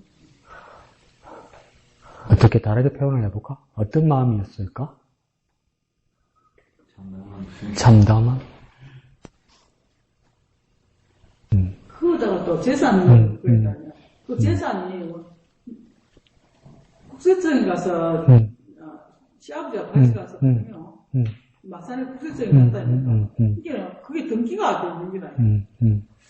그래서 거기 이제 직원이 하는 말이 동네 사람한테 다 도장을 찍어 온다고 그러더라고요. 그러니까 잠깐만, 그건 과정이고, 자, 과정보다는 내 마음은 어땠으면 좋았을까? 차라리 어떻게 했으면 좋았을 것 같았어요? 내가 참 밝히고 싶었죠. 내 심정을 진짜 밝히고 싶었죠. 네, 근데 못 밝혔다, 그죠? 밝힐 방법이 없죠, 그죠? 네, 그렇게 답답했다. 좋습니다. 또 다른 사람? 가장 고통스러웠던 순간. 없나요? 예수님을 이렇게 모르고 그 전에 이렇게 좀 지었던 일의 가오죄 뭐 이런 부분들이 이렇게 한 번씩 이렇게 떠오르고 이런 거 해결을 하고 하지만 그런 부분들이 또 부모님들한테나 주변 사람들한테 그런 것들이 이제 한 번씩 이렇게 올 때 어떻게 와요? 근데 그런 것들이 이제 어떻게 보면 뭐 이렇게 자식들한테 내가 이렇게 부모님한테 못했던 부분 그런 부분이 지금 내 자식 키우면서도 이렇게 느끼는 게 똑같은 그 자식들한테 부모로서 이렇게 못해주고 자녀들한테 이렇게 마음껏 못해준 부분에 대해서 그런 아프다. 부모로서. 그렇죠. 그때 어떤 마음이 드셨어요? 안타깝고 좀 안타깝고. 그래, 자식한테 다 못해줄 때 가슴 아프죠? 비통하죠, 어떨 때는, 그죠? 비통하죠. 지금 서울대학교 옛날하고 달라요. 옛날에는 뭐 학력고사 이런 거 전국 1등한 사람 인터뷰해보면 뭐랍니까?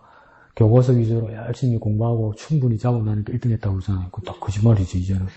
고액가에 한 사람 70%라잖아요, 서울대학에. 그러니까 중산층이나 가난한 사람은 이제 서울대학 가기 힘들어요. 그러니까 그 고액가에 안 하면 못 할 정도. 그러면 그 진실을 알게 된 부모님은 그렇게 생각하죠. 내가 돈을 더 많이 벌어서 우리 애를 고액가해를 해줬으면 더 좋은 학교 갔을 건데, 더 성공했을 건데, 그런 생각이 들죠. 그런 생각 안 하셔도 돼요. 그냥 지 그릇이에요. 근데 부모 마음은 그렇지 않죠. 더 밀어줬으면 더 됐을 건데, 그런 생각이죠. 우리들도 그런 이야기 합니다. 신학교에서. 우리 동기들, 신학교 전도사 목사들이 그 골품제가 있다고 합니다. 골품제. 뭐냐면, 신라시대 그 계급제도처럼, 그러면 진골은 아버지가 목회를 500명에서 1000명 하면 진골, 그 다음 200에서 300 하면 성골, 뭐 이렇게 해가지고, 그 다음 뭐 아버지가 교인이 아니면 우리는 망소이, 이래서. 근데 왜 그러냐면, 그 친구들이 아버지가 이렇게 목회를 하고 인지도가 있으면, 서도 기댈 은덕이 있다고 그러잖아요. 있어야 된다고 그러죠. 확실히, 다르거든요. 할 수 있는 일이. 그래서 우리끼리 자조하는 소리죠. 그게 진리는 아니에요. 자조하는. 근데 그게 부모 입장에서는 가슴 아프죠, 충분히. 예. 저는, 나 얼마 살지 못했지만, 괜히 비관적이라서 그런지 모르지만, 아프고, 고통스럽고, 그랬던 적은 많았던 것 같아요. 그러니까 또 우리 어머니가 마음을 똑바로 먹어라, 이러면. 맞는데, 저는 이제, 최근에는 가장 힘들고 가슴 아프고 아직도 그 머리에서 떠나지 않는 게 뭐냐면, 내가 할 수 없는 일이고 불가항력적인 일이지만, 어머님이 이렇게 저렇게 이제 건강이 나빠져서 저렇게 입원하게 된 동기가, 어머니는 어머니 방에서 자고, 나는 내 방에서 자니까. 밤새 일어난 일은 모르는 거예요. 그리고 또, 노인네가 이제 나중에, 어른들이 왜 초저녁에 잠이 오고 밤에 잠을 제대로 못 자서 막 잠을 뒤척이잖아요, 대부분. 그럼 어머니가 좀 늦게 일어나요, 아침에. 그러니까 아침을 같이 못 먹죠. 점심, 저녁을 같이 먹는데. 그러니까 아침에 제가 일찍 안 깨워요, 어머니를. 근데 그 금요일 밤에서 토요일 아침 사이에 그 일이 일어난 거죠, 어머니가. 네. 그럼 저는 금요 교회 가서 기도하고, 금요 기도회 하고, 그러니까 기도회 갈 때도 어머니한테 엄마 교회 갔다 올게니까 갔다 와라, 이러고, 밤에 이제 엄마 갔다 왔다니까, 갔다 왔나? 이랬단 말이에요. 네? 그런데 이제 그 다음 시간에 이제 이 혈관에서 이제 일이 생긴 것 같아요. 그거 몰랐지, 나는. 모르잖아요. 그리고 아침에도 이제 일찍 안 깨우니까 모르잖아요. 그러니까 점심 먹을 때쯤 돼서 내가 아는 거지. 아무 기척이 없으니까, 그죠?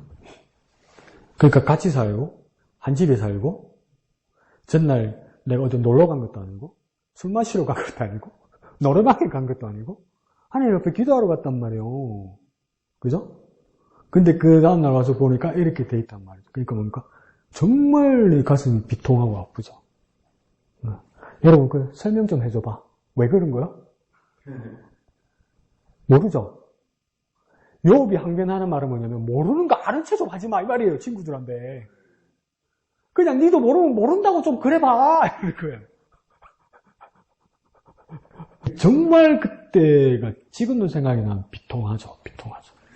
내가 목사가 아니고 율곡이나 태기 이황한테 배워가지고 아침에 부모님한테 아침 문안 인사드리는 걸 배웠으면 일찍 발견했겠지. 네. 그런 얼토당토하는 생각을 하게 되는 거죠. 네. 네. 그게 아직도 나를 이렇게 괴롭히는 거죠. 여러분에게도 그런 것들이 있겠죠. 여러 가지가. 그래서 어떨 때는 못 받아들이는 것 같아요. 제가. 어떨 때는. 그래서 너무 피곤해서 이렇게 딱 일어날 때, 이제 아침에 일어났을 때 이게 꿈 아니었을까? 이런 생각할 때 있어요. 아직도. 꿈 아니었을까? 그럴 때도 있고, 혹시 되돌릴 수 있지 않을까? 하나님의 법칙에 그런 거 없잖아요. 하나님의 법칙에 그런 게 어디 있어요, 그죠? 근데 막연하게 바보 같은 생각을 해요. 목사가 되돌릴 수 있지 않을까? 그때 일찍 돌아가서 그날 밤에 엄마하고 같이 자면 살렸을 건데, 그런 생각도 해요. 그리고 그것만이 아니라도 내가 빨리 대처했으면, 조금만 더 부진을 떨었으면 일이 되지는 않지 않았을까?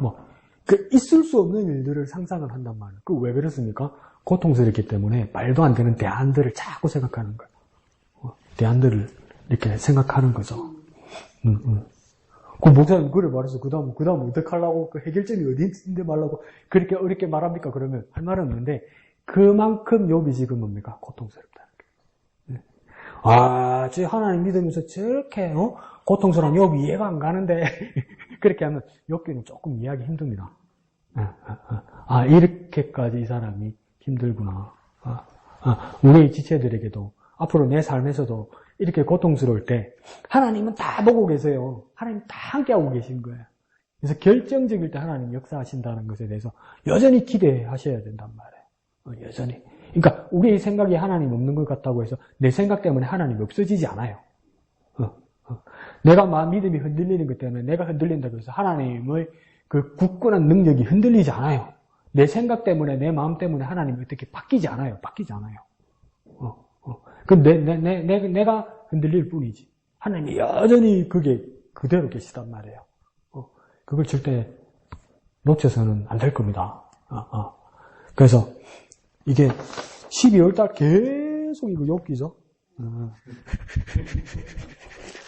그런데 이렇게 한번 하다 보면, 야, 내가 알지 못했던 욥의 모습이 여기 있구나. 이걸 느끼게 될 겁니다. 내가 피상적으로 알고 있는 욥기의 내용하고는 또 다르구나. 그래서 하나님의 마음과 성령의 깊은 뜻을 우리 더 느낄 수 있을 줄로 믿습니다. 자, 우리 이 초록색 교재 봅시다. 김선생님 집에 있는데 안 가져오셨죠? 같이 보실까요? 책 잊어버렸어요, 혹시? 집에 있어요? 그 다음에 넣어오세요. 별로 안 보고 해주세요. 들고 오세요. 자, 봅시다. 46과 맞죠? 258페이지. 258페이지. 제목 다 같이 한번 읽어볼까요? 시작. 살인하지 말라. 살인하지 말라니까 이게 10계명 중에 몇 번째 계명에 들어가냐면 6번째. 6번째에 들어갑니다. 그래서 살인하지 말라니까 살인이 뭔지를 먼저 우리가 한번 생각해 봐야 되겠죠. 살인은 뭡니까? 죽이는 것이죠. 죽이는 거. 실질적으로 목숨에 대해서 위해를 가하는 거. 그게 살인이죠. 근데 살인이니까 뭡니까? 사람의 생명에 대해서 그렇게 하는 거죠. 살인이니까, 사람 인자를 쓰니까. 그리고 살인을 더 생각해 보면 뭡니까? 모욕하고 모독하는 것도 살인입니다. 그러니까 뭐랍니까? 애들이 애먹이고 누가 날 괴롭히면 뭡니까? 내가 니 때문에 못 살겠다 이러잖아요. 못 살겠다는 말은 뭡니까? 죽겠다는 뜻이잖아요. 그러니까 모욕이나 모독하는 말로도 죽이는 일이라는 겁니다. 그리고 세 번째는 뭐냐면 따돌리는 거, 조롱하는 거, 따돌리는 거, 이것도 죽이는 겁니다. 그래서 애들 말로 뭡니까? 왕따 한다 이러죠, 그죠? 집단 따돌린다 우리 이렇게 하죠. 그것도 살인입니다, 살인. 네, 소외시키는 거거든요. 그러니까 사람은 관계와 공동체에서 같이 살아가는데 그 사람을 딴 데로 떼어내서 코너로 몰아버리면 뭡니까? 공동체, 유기체에서 떼버리는 거잖아요. 그게 살인입니다, 살인. 그래서 실질적으로도 뭡니까? 그 집단 따돌린 왕따를 못 견뎌서 죽는 사람들도 있잖아요, 그죠? 그래서 어떤 사회학자들은 그렇게 이야기합니다. 자살 현상은 자기가 자기를 죽이는 걸 자살이라고 그러잖아요. 근데 그 자살의 많은 현상의 부분들이 뭐냐면 사회적 타살이다 이렇게 이야기해요. 자살은 뭡니까? 내가 내 자신을 죽이는 게 자살이잖아요.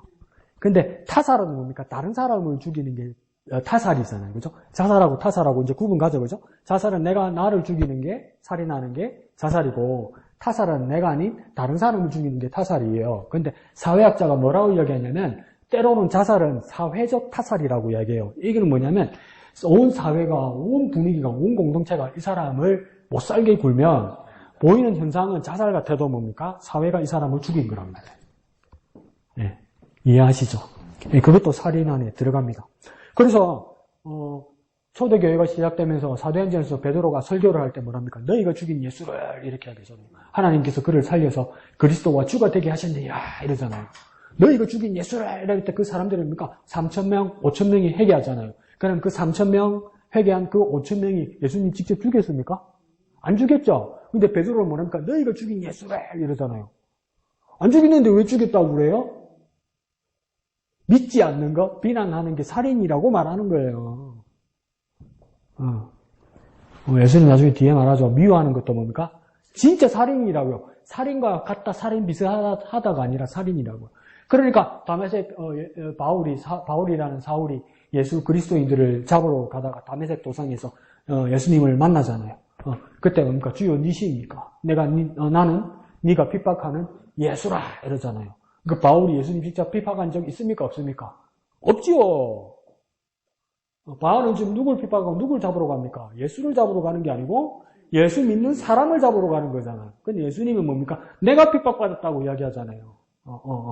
그건 한 가지란 말이에요. 직접적인 것이 아니라 간접적인 일들도 뭡니까? 다 살인이라고 말하는 거예요.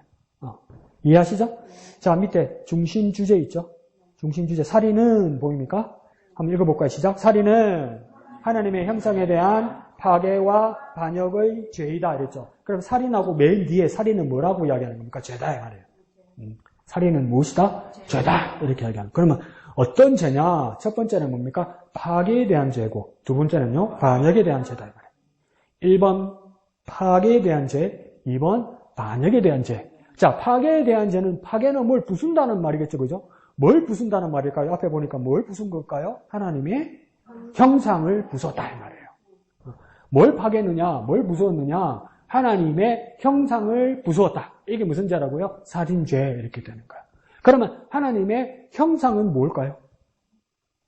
사람. 또 하나님의 형상 자체는 뭐라고 이야기할까요? 하나님의 본질이고 하나님과 같은 동질화된 것들이고 또 하나님 자신의 일부이겠죠. 그러니까 이 살인은 뭐냐면 살인이니까 사람을 죽인 것처럼 보이지만 살인이라는 그 창끝은 칼끝은 누굴 향하고 있다고 하나님 느끼시는 겁니까? 하나님 자신. 하나님 형상이니까 하나님 자신. 그러니까 우리 선거철에도 선거 그 후보들 벽보 있잖아요, 벽보. 그거 막 낙서하거나 훼손하면 어떻게 됩니까? 처벌받죠. 왜 처벌받죠? 그림인데 그 사람 아니잖아. 그 사람 때린 거 아니잖아. 그 사람 얼굴에 가서 상칠한 거 아니잖아. 근데 그 벽보 막 행치라고 확 찢어내면 뭡니까? 처벌받죠? 왜 그렇습니까? 왜 명예훼손이 되죠? 사회도 뭡니까? 이 사진과 이 사람을 동질한단 말이에요. 동질한단 말이에요. 그러니까 사람은 그냥 사람이 아니고 하나님의 형상으로 따라 만들어진 사람이잖아요. 그러니까 사람에 대해서 살인하는 이 모습이 뭡니까? 하나님을 향해서 하나님을 죽이려는 모습하고 같단 말이에요. 그러니까 죄라고요.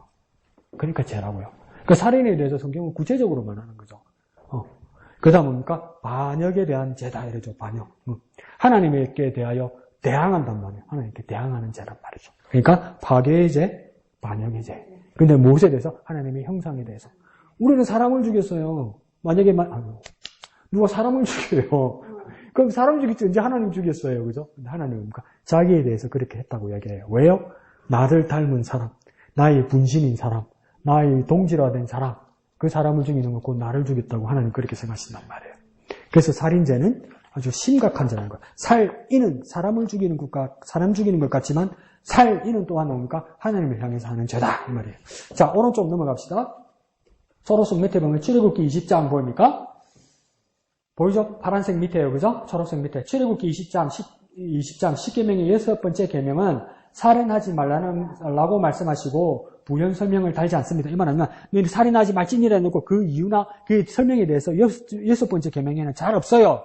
그래서 그 밑에 줄에 뭐라고 이야기하냐면 그러면 우리는 뭘 알아야 되느냐? 살인이 무엇이며 이게 1번이고요. 2번 살인의 대상은 누구이며 그리고 세 번째는요. 생명이 무엇인지 이 세 개를 알아야 돼요. 첫 번째는요. 살인은 무엇? 2번은요. 살인의 대상은 누구?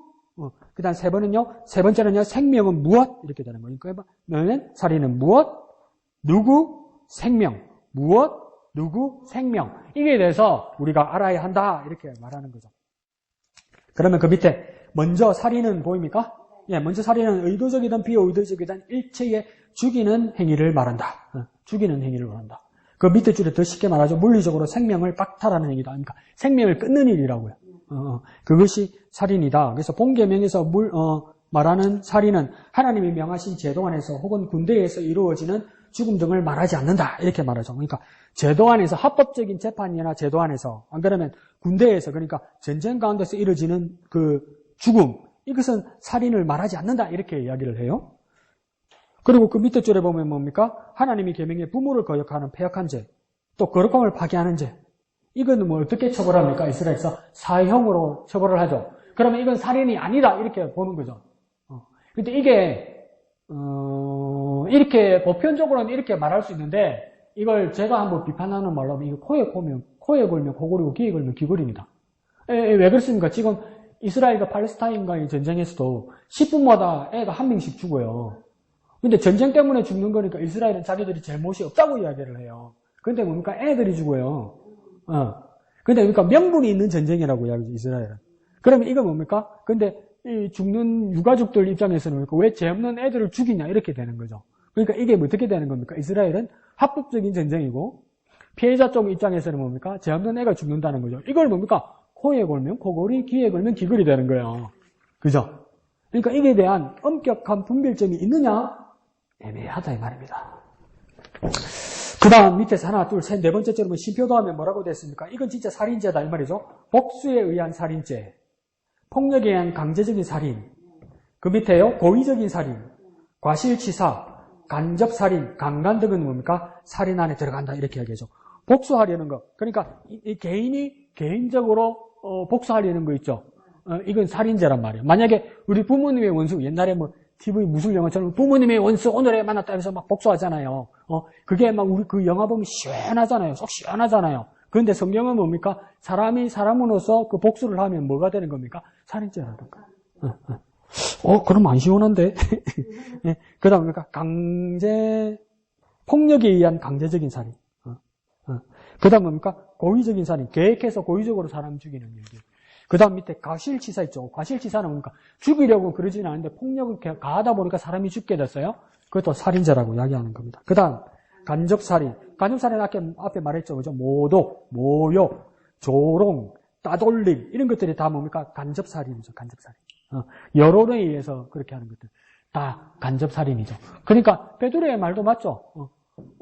그리스도 하나님의 아들 그리스도를 너희가 죽였으나 하나님께서 그를 살리셔서 그리스도가 주가 되게 하셨다. 이렇게 말할 때 빌라도 앞에서 재판할 때 누구를 놓아주라 하니까 바라바를 놓아달라고 그랬단 말이에요. 사람들이. 그러면 너희 이 그리스도라는 예수는 어떻게 하니까 저를 십자가에 못 박으소서, 십자가에 못 박으소서 왜 이랬단 말이에요.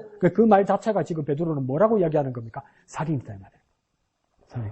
근데 우리는 쉽게 말하죠. 저 죽일 놈, 저거 죽을 놈. 저거는 사형이야, 사형. 저걸 왜 살려도 이러잖아요. 그 살인인지 모릅니다. 그 다음에 뭡니까? 강간 나오죠, 강간. 근데 이거 뭐 강간은 강간이지 뭐 그게 무슨 살인이냐 이래 되잖아요. 근데 이게 왜 여기 같이 들어있냐면 상대 여자의 삶을 모두 부정하고 파괴하는 게 뭡니까? 강간입니다. 이건 살인이란 말이에요. 그러니까 무슨 살인이겠습니까? 한 사람의 삶과 인생과 인격 전체를 뭡니까? 모독하는 것, 이게 살인이란 말이에요.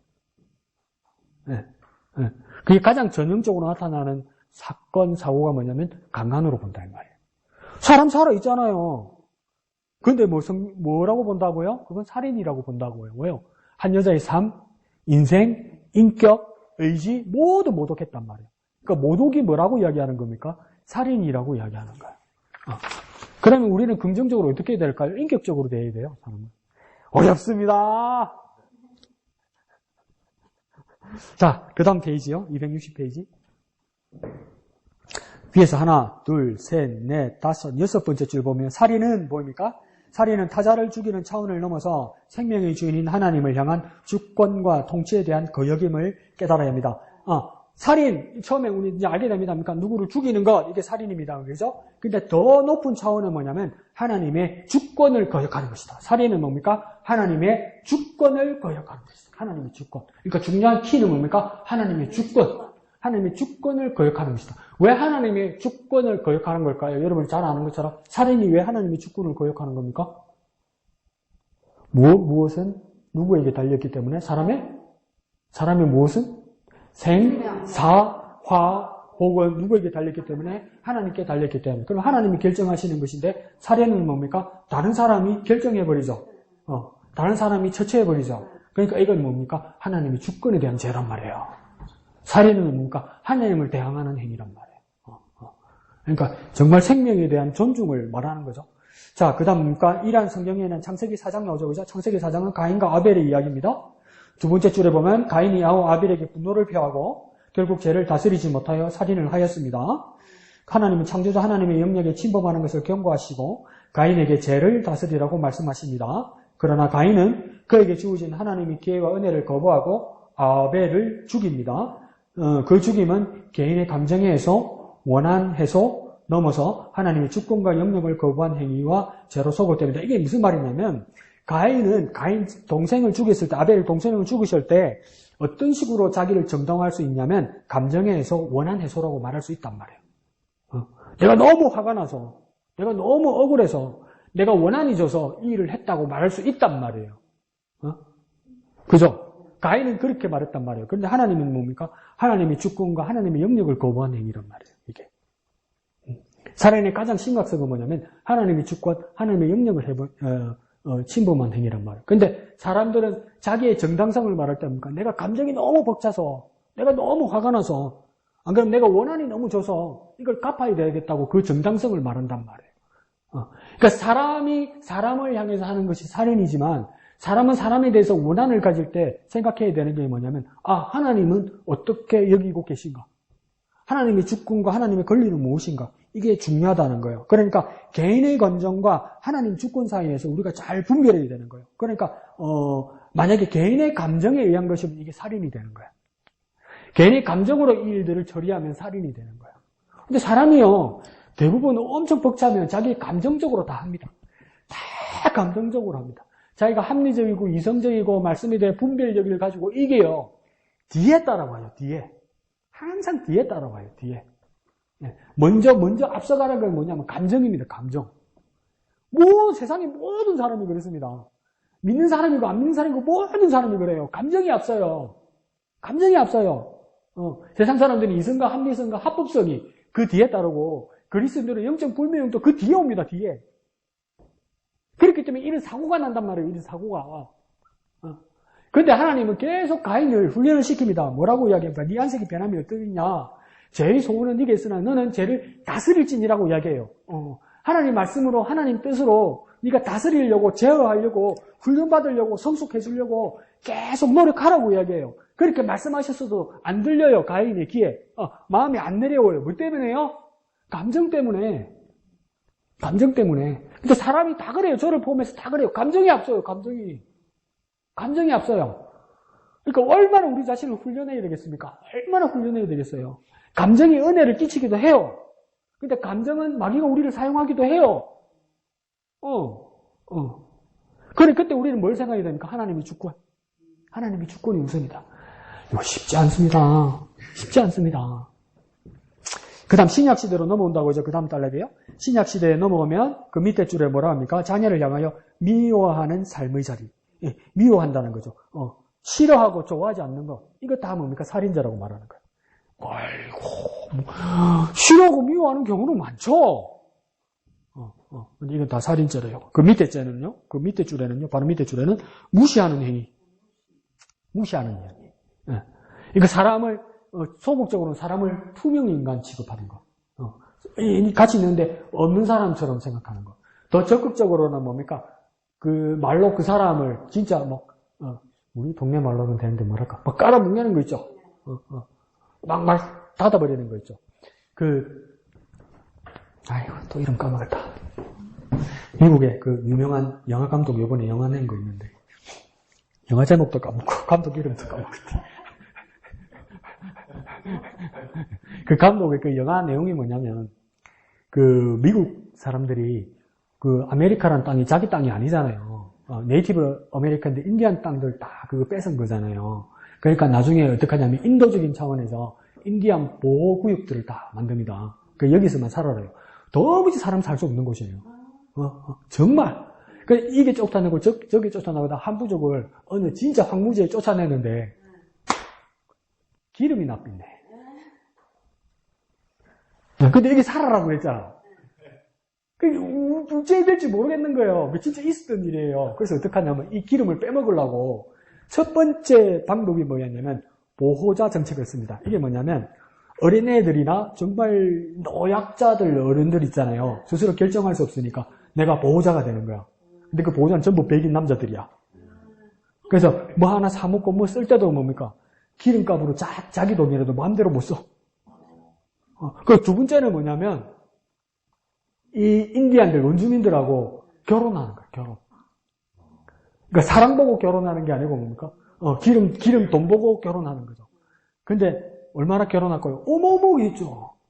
그럼 그 원주민 인디안들은 이 사람이 돈 보고 나한테 시집 오고 돈 보고 나한테 장가 온다는 거 알까 모를까? 알아도 해요. 그러니까 그 때문에 나한테 장가 온 거 알아 임마. 응? 참 인생이라는 게 참 슬프죠. 그 부부관계라는 게 참 슬퍼. 어떨 때는. 근데 이 일이 진짜 자행됐단 말이에요. 그러다가 나중에 어떤 일까지 생겼냐면 진짜 부자 인디안들 있잖아요. 그 사람들은 어느 날 밤에 의문사가 하는 거예요. 의문사. 원인 규명 없이 죽는 거야. 근데 제대로 수사 안 하는 거야. FBI도. 수사 안 하고. 그 실제로 있었던 사건을 영화화 됐어요, 이번에. 근데 그걸 미국에서 뭐라고 이야기하냐면 영어로 willing ignorance, 안 그러면 willful ignorance 이렇게 표현해요. 이게 뭐냐면 ignorance는 무시한다 이런 뜻이에요. 그러니까 무시한다는 뜻이 아니라 모른다. 모르서 넘어간다. 그런데 뭡니까? willing ignorance, willful ignorance 이렇게 얘기하면 뭐냐면 내가 의지적으로 알기를 원치 않는데 모른 척한다 이 말이에요. 이해가죠? 이건 내가 알고 싶지 않아. 그래서 몰라 이런단 말이에요. 근데 누가 그랬냐면 중산층 백인 남자들이 그때 그랬단 말이에요. 아는데 그랬단 말이에요. 이게 뭡니까? 실제적으로 그 시대의 미국에서는 살인사건으로 비화됐고 우리의 삶에서도 뭡니까? 일부러 알기를 원치 않는 것을 내가 의지적으로 하는 것, 무시하는 것 있죠? 이건 뭡니까? 살인죄라고 이야기하는 거예요. 방관 정도가 아니라 아는데, 알 수 있는데 내가 알기를 원치 않는다는 거예요. 알 수 있는데 내가 알기를 원치 않는다고. 또 한번 예를 들어볼까요? 우리 할아버지, 우리 윗대 할아버지가 일제시대 때 정말 부자였어. 왜 부자였을까? 일제시대 때. 우리 할아버지가 일제시대 때 어째서 부자가 됐을까? 열심히 일해서 부자가 됐겠죠. 그런가? 그래서 가만히 이렇게 옆에 집들 뒤져보니까 우리 할아버지가 강가가 아니더라고, 그때. 우리 할아버지가 나카무로더라고. 옆에 할아버지는 야마모토더라고. 네? 근데 그 웃을 일이 아니죠. 우리 할아버지 할머니도 다 그때 나카무라, 야마모토, 장식이 다 했죠. 안 하긴 뭘 안 해, 싹 다 했지. 아는 사람은 독립군 몇 명밖에 안 되지. 그 정도 했을 수밖에 없지. 윤동주도 장시개명했어요. 그 주기철 목사님도 장시개명은 했어요. 신사참배를 안 한 거지. 그러면 우리 할아버지가 일시시 때 왜 부자였을까? 업잡이였는 거라. 우리 할아버지가 진짜 앞잡이라는 게 아니고, 이래서 하지 말고 좀. 예를 들어서 그렇다고. 네? 그런데 뭡니까? 나는 후손이잖아요. 그러면 어떻게 하려고 할까요? 더 알고 싶어 하지 않죠? 맞죠? 더 알고 싶어 하지 않죠? 우리 할아버지가 친일파고 나쁜 사람이었어. 그래 하려고 하지 않죠? 근데 미국 백인 주류사회가 그랬단 말이야. 알려고 하지 않는단 말이에요. 일부러 알 수 있는데 알려고 하지 않는단 말이에요. 그러니까 이 죄는, 무시하는 죄는 뭐냐면 알 수 있는데 알려고 하지 않는단 말이에요. 이건 뭡니까? 살인죄라는 거. 무섭죠? 목사님, 니 지내는 거 아닌가? 안 지냈어요. 자, 밑에서 세 번째 줄, 노하는 자마다 심판을 받는다 이랬죠, 예수님이. 화내는 거, 이거 살인죄라는 거죠. 그 다음 형제에 대하여 라가라 하는 거. 라가라는 거 그 당시에 욕 같습니다. 그죠? 욕, 특별한 욕 같아요. 욕하는 것도, 욕하는 것도, 살인죄. 그 다음 뭡니까? 맨 밑에 줄에 미련한 놈이라고 말하는 거. 이것도 뭡니까? 살인죄라고 이야기해요. 그래서 심판받기도 하고, 공회라는 재판소에 가기도 하고, 결국은 뭡니까? 지옥불에 떨어지기도 한다는 거예요. 그러니까 친구나 부모님이나 형제, 자매에게도 뭡니까? 살인할 수 있는 거예요, 이게. 근데 그게 그냥 상징적으로 말할 수도 있지만, 어떤 역사나 어떤 사회 현상에서는 직접적으로 사람이 죽는 일들도 일어났다. 그렇게 말씀드리는 겁니다. 오른쪽이에요. 요한 1서 3장은 형제를 미워하는 자마다 살인하는 자로 규정하고, 두 번째 줄에요. 영생이 그 속에 가지 아니하는 것이고, 그 밑에 줄에요. 그러므로 주님을 미워하는 자는 이미 살인을 하는 자라고 말씀하셨고, 살인의 의미를 어떻게 했다고요? 확장하셨다. 그럼 이걸 뭐 어떻게 쓰냐면, 살인, 미움, 이건 뭡니까? 구원받지 못한다 이 말이에요. 이상하게 말 나오죠, 그죠? 엄청 극단적으로 나온 겁니다. 요한 1서 3장에서는 미워하는 것은 살인이고, 살인이면 영생이 없으면 영생이 없다는 거 아니에요. 그러면 맨 앞으로 가면 미워하는 자는요, 그 사람에게 영생이 없대요. 영생이 없으면 구원 받은 겁니까? 구원 못 받은 겁니까? 구원 못 받은 거죠. 구원 못 받았으면 천국 가 있습니까? 지옥 가 있습니까? 지옥 가 있어요. 그러니까 사람 한번 미워해가지고 지옥 간다고요. 이게 얼마나 심각한 이야기입니까, 이게? 그 이야기 하는 겁니다. 그래서 살인, 하나, 둘, 셋, 네 번째 줄에요. 살인은 하나님을 모시고 살아가는 삶이 아닐 뿐더러 그 안에서 그리스도의 마음도 없다고 증거합니다. 하나님을 마음에 두기 싫어하는 자는 결국 그 삶의 열매가, 자, 봅시다. 불의, 추억, 탐욕, 악의, 시기, 살인으로 가득 차이는 자임을 로마서 1장은 증거합니다.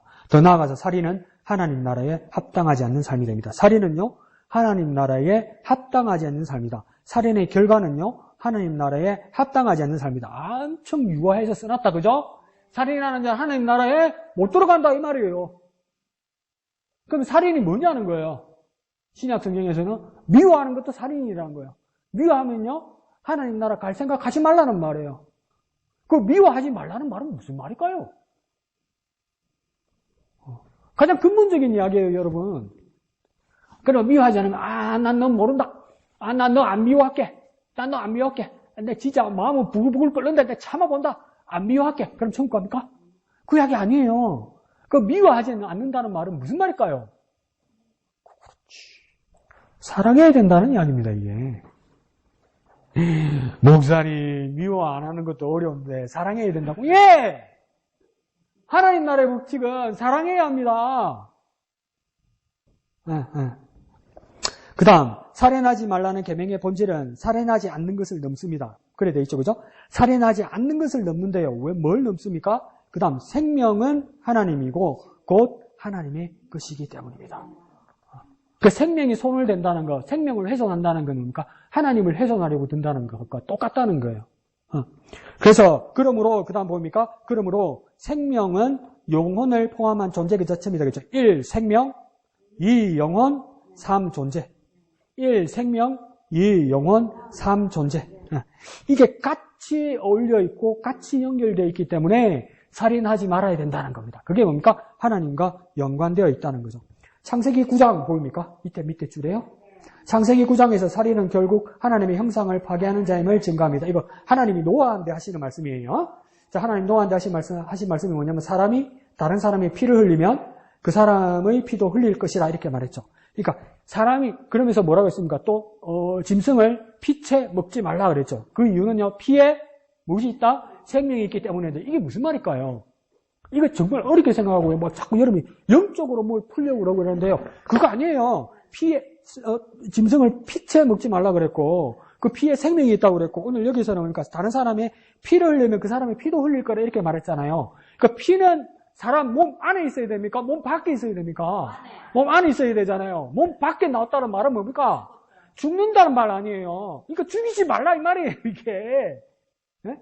그리고 짐승을 피채 먹지 말라 이 뜻은 뭐냐면 짐승의 고기가 단백질이 필요해서 그 식감을 위해서 이제 육식을 하나님께서 노아 시대부터 허락하셨는데 그건 뭐냐면 필요해서 먹는 걸로 해야지 짐승의 생명을 잡는 것도 그 뭡니까? 쾌락이나 기쁨이나 자기 만족이나 막 즐거움을 위해서 그 살인하는 짐승을 잡는 생명을 잡는 그 짓 하지 말란 말이에요. 그래서 뭘 말하는 겁니까? 피는 뽑아서 버리라는 겁니다. 그래 그 고기만 선택하라는 겁니다. 그럼 목사님 어떡하죠? 순대는 어떡하죠?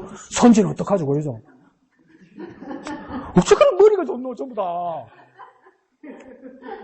말문이 탁탁 막히게. 그러니까 의미가 그렇다는 거예요. 의미가. 그러니까 피가 밖으로 나온다는 거. 이거 그러니까 죽는다는 이야기예요. 그러니까 사람을 피를 흘리게 했다는 말입니까? 그러니까 사람의 피가 밖으로 나면서 죽이게 했으니까 네 피도 밖으로 나와야 된다. 그때 그러니까 네 피도 밖으로 나와서 죽어야 된다. 그처럼 짐승을 향해서도 그 예를 갖추란 말이야. 예를 갖추란 말이야. 잔인하고 함부로 훼손하지 말란 말이야. 그래서 내가 한편으로는 괜찮으면서도 한편으로는 내가 걱정이 되는 게 뭐냐면 이번 유튜브 같은 데나 TV 같은 데 보면 먹방 이런 거 많이 나오죠. 와, 잘 먹는 애들 저보다도 더 자꾸 막 30 몇 킬로 되는 여자애가 막 순대를 10m 먹습니다. 순대를 10m.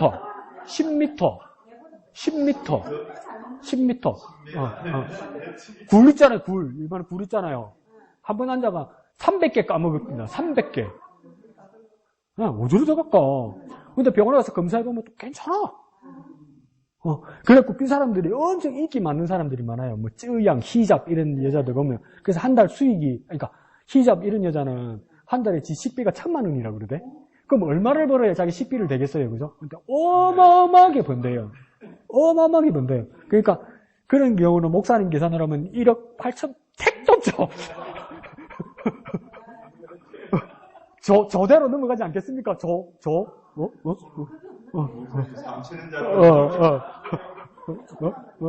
굴을 300개를 누구한테 갖다 댈 거예요, 그죠? 근데 이게 괜찮으면서도 저는 한편으로 걱정되는 게 뭐냐면 그렇게 먹는 사람도 세상에 많이 없지만 그게 막 사람들이 열광해서 이 사람들 어마어마하게 벌어요. 뭐 마약이나 뭐 술, 담배 하는 것보다 낫죠. 그렇지 않아요? 근데 이게 뭡니까? 이 먹는 것들이 어떨 때는 한편으로 내가 걱정되는 게 뭐냐면 많이 먹고 막 너무 몇 개 먹고 너무 짜게 먹고 막 너무 많이 먹고 이런 것들 있잖아요. 그러니까 어느 정도 몇 개 먹는 거는 이제 식욕을 돋구는 거니까 괜찮죠. 근데 완전 막 어제 막 위장이 뒤집어질 정도로 막 피똥 쌀 정도로 막 캡사이신 먹고 이러잖아요. 그러니까 버티면 멋있다고 이러잖아요. 이거 폭력적이야. 먹는 게 폭력적이야. 그런 사람도 이가 큽니까? 모르죠. 그러니까 이거 뭐냐면 그래서 한자로도 그렇게 쓰잖아요. 폭식이라고 쓰잖아요. 폭식이잖아요. 폭력적이잖아요. 그러니까 이거는 이렇게 음식을 이렇게 대하는 것도 저는 겸손하거나 예의가 있는 행동이 아니라고 생각해요. 그렇게 말하면 안 되지, 목사님! 이러면 할 말은 없는데, 저 개인적으로는 그래요. 이게 음식에 대한 예의는 아닌 것 같아요. 목사님 말씀하신 것처럼 지구에서 제대로 밥을 못 먹고 굶어 죽어가는 사람이 세상에 얼마나 많은데, 몇십 조에 한 명씩 죽어요, 애들이. 응? 진짜 음식을 대할 때 겸손하게 대해야 돼요, 겸손하게. 예? 겸손하게 대해야 돼요. 뭔 이야기 하더라는 피 흘리는 거. 피 흘리는 거. 그래서 밑에서 세 번째 줄에요. 하나님이 원하시고 기뻐하시는 것은 생명 존중이었으며 영혼의 존재를 소중하게 여기며 사랑하는 차원으로 우리를 옮기시는 것입니다. 그러면 밑에서 세 번째 줄에 뭐에다 동그라미 치냐면 생명 존중의 동그라미요. 두 번째 줄에 소중하게 소중의 동그라미요. 그 다음 오른쪽으로 해서 사랑. 그러니까 생명 존중, 소중, 사랑. 이걸 원하는 것이 6계명이에요. 그러면 6계명을 우리가 한 번 더 해석해 봅시다. 6계명에서 문자 그대로 해석하면 뭡니까? 부정적으로 해석하면 살인하지 말라 했어요. 우리가 긍정적으로 한번 해석해 볼까요? 생명을 존중하라 이 말이에요. 생명을 사랑하라 이 말이에요. 생명을 존중하고 사랑하라. 그러니까 원래대로 하나님의 말씀을 그대로 읽으면 뭡니까? 살인하지 말라. 그리고 또 우리 오늘 현대에서 우리가 적용하면 뭡니까? 생명을 존중하고 사랑하라. 그 뜻이에요. 그러니까 적극적으로 우리는 어떻게 되어 있습니까? 생명을 존중하고 사랑해야 한다. 자, 뒷장 넘어갑시다. 262페이지요. 계명은 양면성이 있음을 기대해야 된다. 양면에 있다. 양쪽에 있다는 거예요. 두 가지 가치가 있다는 거예요. 두 번째 줄에 생명 동안 내가 그것을 종료할 주권이 나에게 없음을 인정해야 됩니다. 이게 뭐냐면 이 이야기 하고 싶은 거예요. 가로 안에 보이죠, 그죠? 첫 번째 자살, 두 번째 낙태, 세 번째 안락사. 이걸 어떻게 볼 것이냐 이렇게 말하는 거죠. 자살은 뭡니까? 자기가 자기를 죽이는 거죠, 그죠? 낙태는 뭡니까? 태 속에 있는 아이가 부모가 원치 않아서 부모가 결정해서 그 생명을 거둬가는 것. 이게 뭡니까? 낙태죠. 안락사는 뭡니까? 어떤 치명적인 병이 있을 때 이걸 뭡니까? 환자 자기가 결정하고 그다음 의사에게 도움을 받아서 자기 생명을 끊는 것. 이게 안락사죠. 그래서 안락사가 결정되는 나라는 세계에서 하나나 둘 정도밖에 없는 걸로 알고 있어요. 그래서 대표되는 나라는 스위스죠. 스위스는 안락사가 법적으로 허용이 되죠. 그래서 이 문제를 어떻게 볼 것인가. 그래서 자살은 우리는 보통 어떻게 봅니까? 자기가 자기 자신을 죽이는 것이기 때문에. 네. 그래서 살인은 뭡니까? 자기 자신을 죽이는 것도 살인인데, 만약에 내가 내 자신을 목숨을 끊으려고 내가 자살을 하면, 내가 내 자신을 죽이는 그 범죄를 하는 동안 내가 죽어서 없어지기 때문에 내가 회개하지 못해서 지옥 간다. 우리 보통 그렇게 배우잖아요. 그죠? 그 말이 일리는 있는데, 그 말에 어폐가 있는 걸 보자면, 그러니까 회개하지 못해서 지옥 간다 이 말 아니에요. 예? 그죠? 그런데 내가 순간에 내가 뭐가 감정이 막 격해져가지고 누굴 때릴 수도 있고 누굴 뭐 힘들게 할 수도 있고 누구한테 범죄할 수도 있단 말이에요. 근데 내가 그때 그 감정이 삭히지 않았거나 내가 내일 교회 가서 회개하거나 안 그러면 오늘 밤에 내가 하나님 앞에 기도할 때 회개해야지 이렇게 마음먹었단 말이에요. 근데 오늘 낮에 내가 죽으면 나 회개 안 한 거잖아. 그럼 그 사람 지옥 가요? 그거는 또 왜 안 가요? 잘 모르겠지. 모르는 거 아는 척 하지 말라고. 근데 우리는 그렇게 배웠단 말이에요, 자살에서. 근데 자살이 그렇게 해서 지옥 간다는 것은 언제부터 시작되냐면 중세교회에서부터 시작됐습니다. 그래서 여러 교부들이 이야기를 했지만 결정적으로 이것을 결정한 사람이 누구냐면 토마스 아퀴나스. 신학대전을 썼던 토마스 아퀴나스가 그 가톨릭 교회에서는 죄를 두 가지로 놉니다. 대죄, 소죄. 뭐라고요? 대죄, 소죄. 그래서 자살은 뭡니까? 대죄 안에 들어간다는 거예요. 그러면 대죄, 소죄는 누가 나는 거냐? 성경을 보면 자기들은 하나님이라고 그러죠. 근데 우리 눈을 씻고 보고 어딘데? 또 이렇게 되는 거죠, 해석이. 그러니까 이거는 이런 논란의 여지가 있다. 그렇지만 그것 때문에 지옥 간다, 안 간다 말하기 전에는 보다도 자살의 가장 큰 문제는 뭐냐면 주권이 하나님께 있다는 걸 그 누구도 잊어서는 안 된다 이 말이에요. 생명의 주권에 대해서는. 내게 목숨이 붙어서 내가 숨 쉰다고 생각해서 내 거라고 말하지 말란 말이에요. 하나님 거란 말이에요. 내가 회개할 기회를 놓쳐서 자살하면 지옥 간다고 말하기 전에 생사하복의 주권이 그 권리가 주권이라고 말하니까 또 뭐 딴 뜻이 있는 줄 알고 말하는데 나에 대한 권리가 내게 있지 아니하고 하나님께 있다는 걸 결코 놓치지 말란 말이에요. 그런 면에서 자살이 문제점. 그 다음 낙태 같은 경우는 이건 진짜 논란이 많죠. 낙태는 뭐냐면 교회와 교회 안과 교회 밖에서 이제 논란이 엄청 심합니다. 교회 밖에서 페미니즘이나 그러니까 여성 인권, 여성 해방 운동에서는 낙태를 권장합니까? 낙태를 반대합니까?